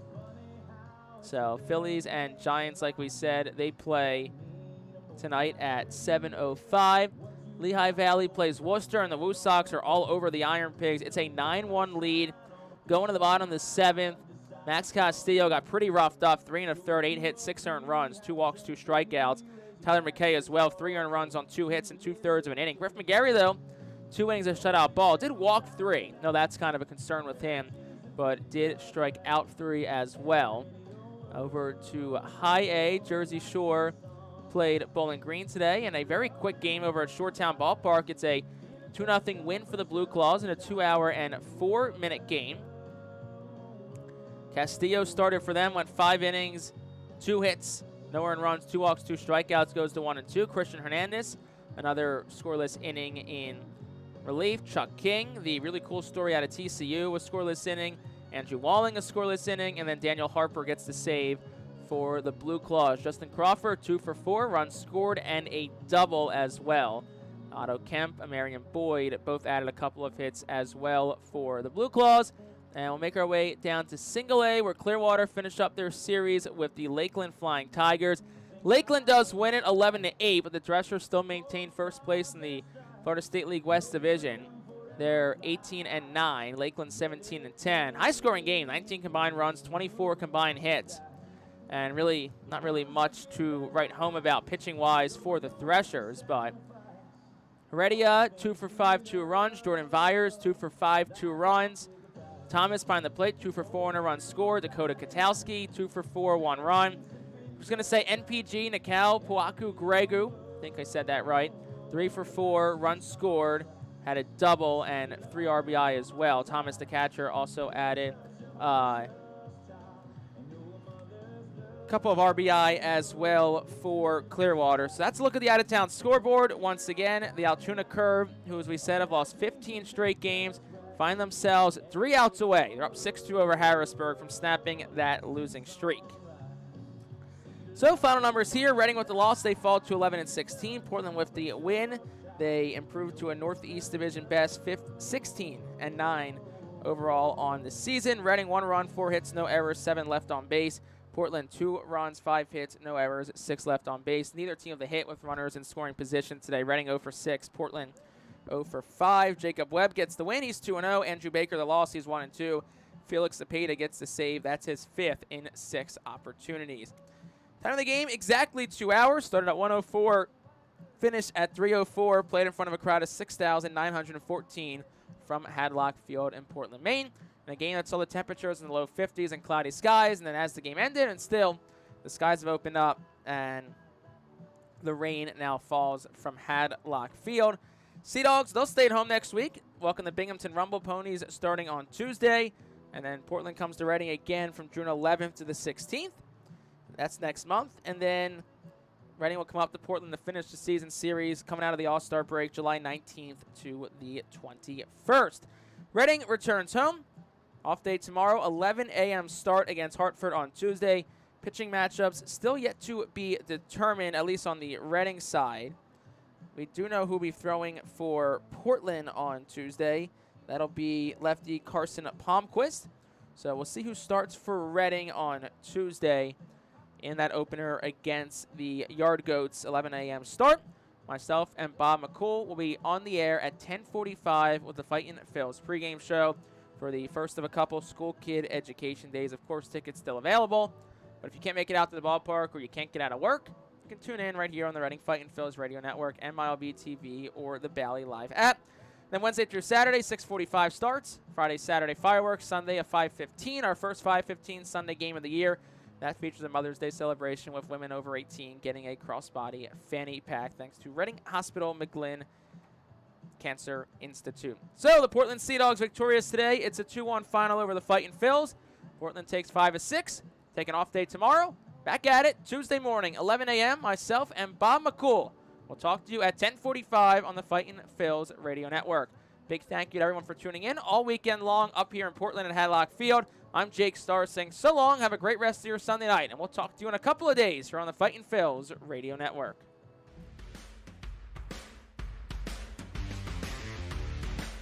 This has been a presentation of the Our Phils Radio Network. We thank you for tuning in and can't wait to talk to you the next time the Fightins take the field.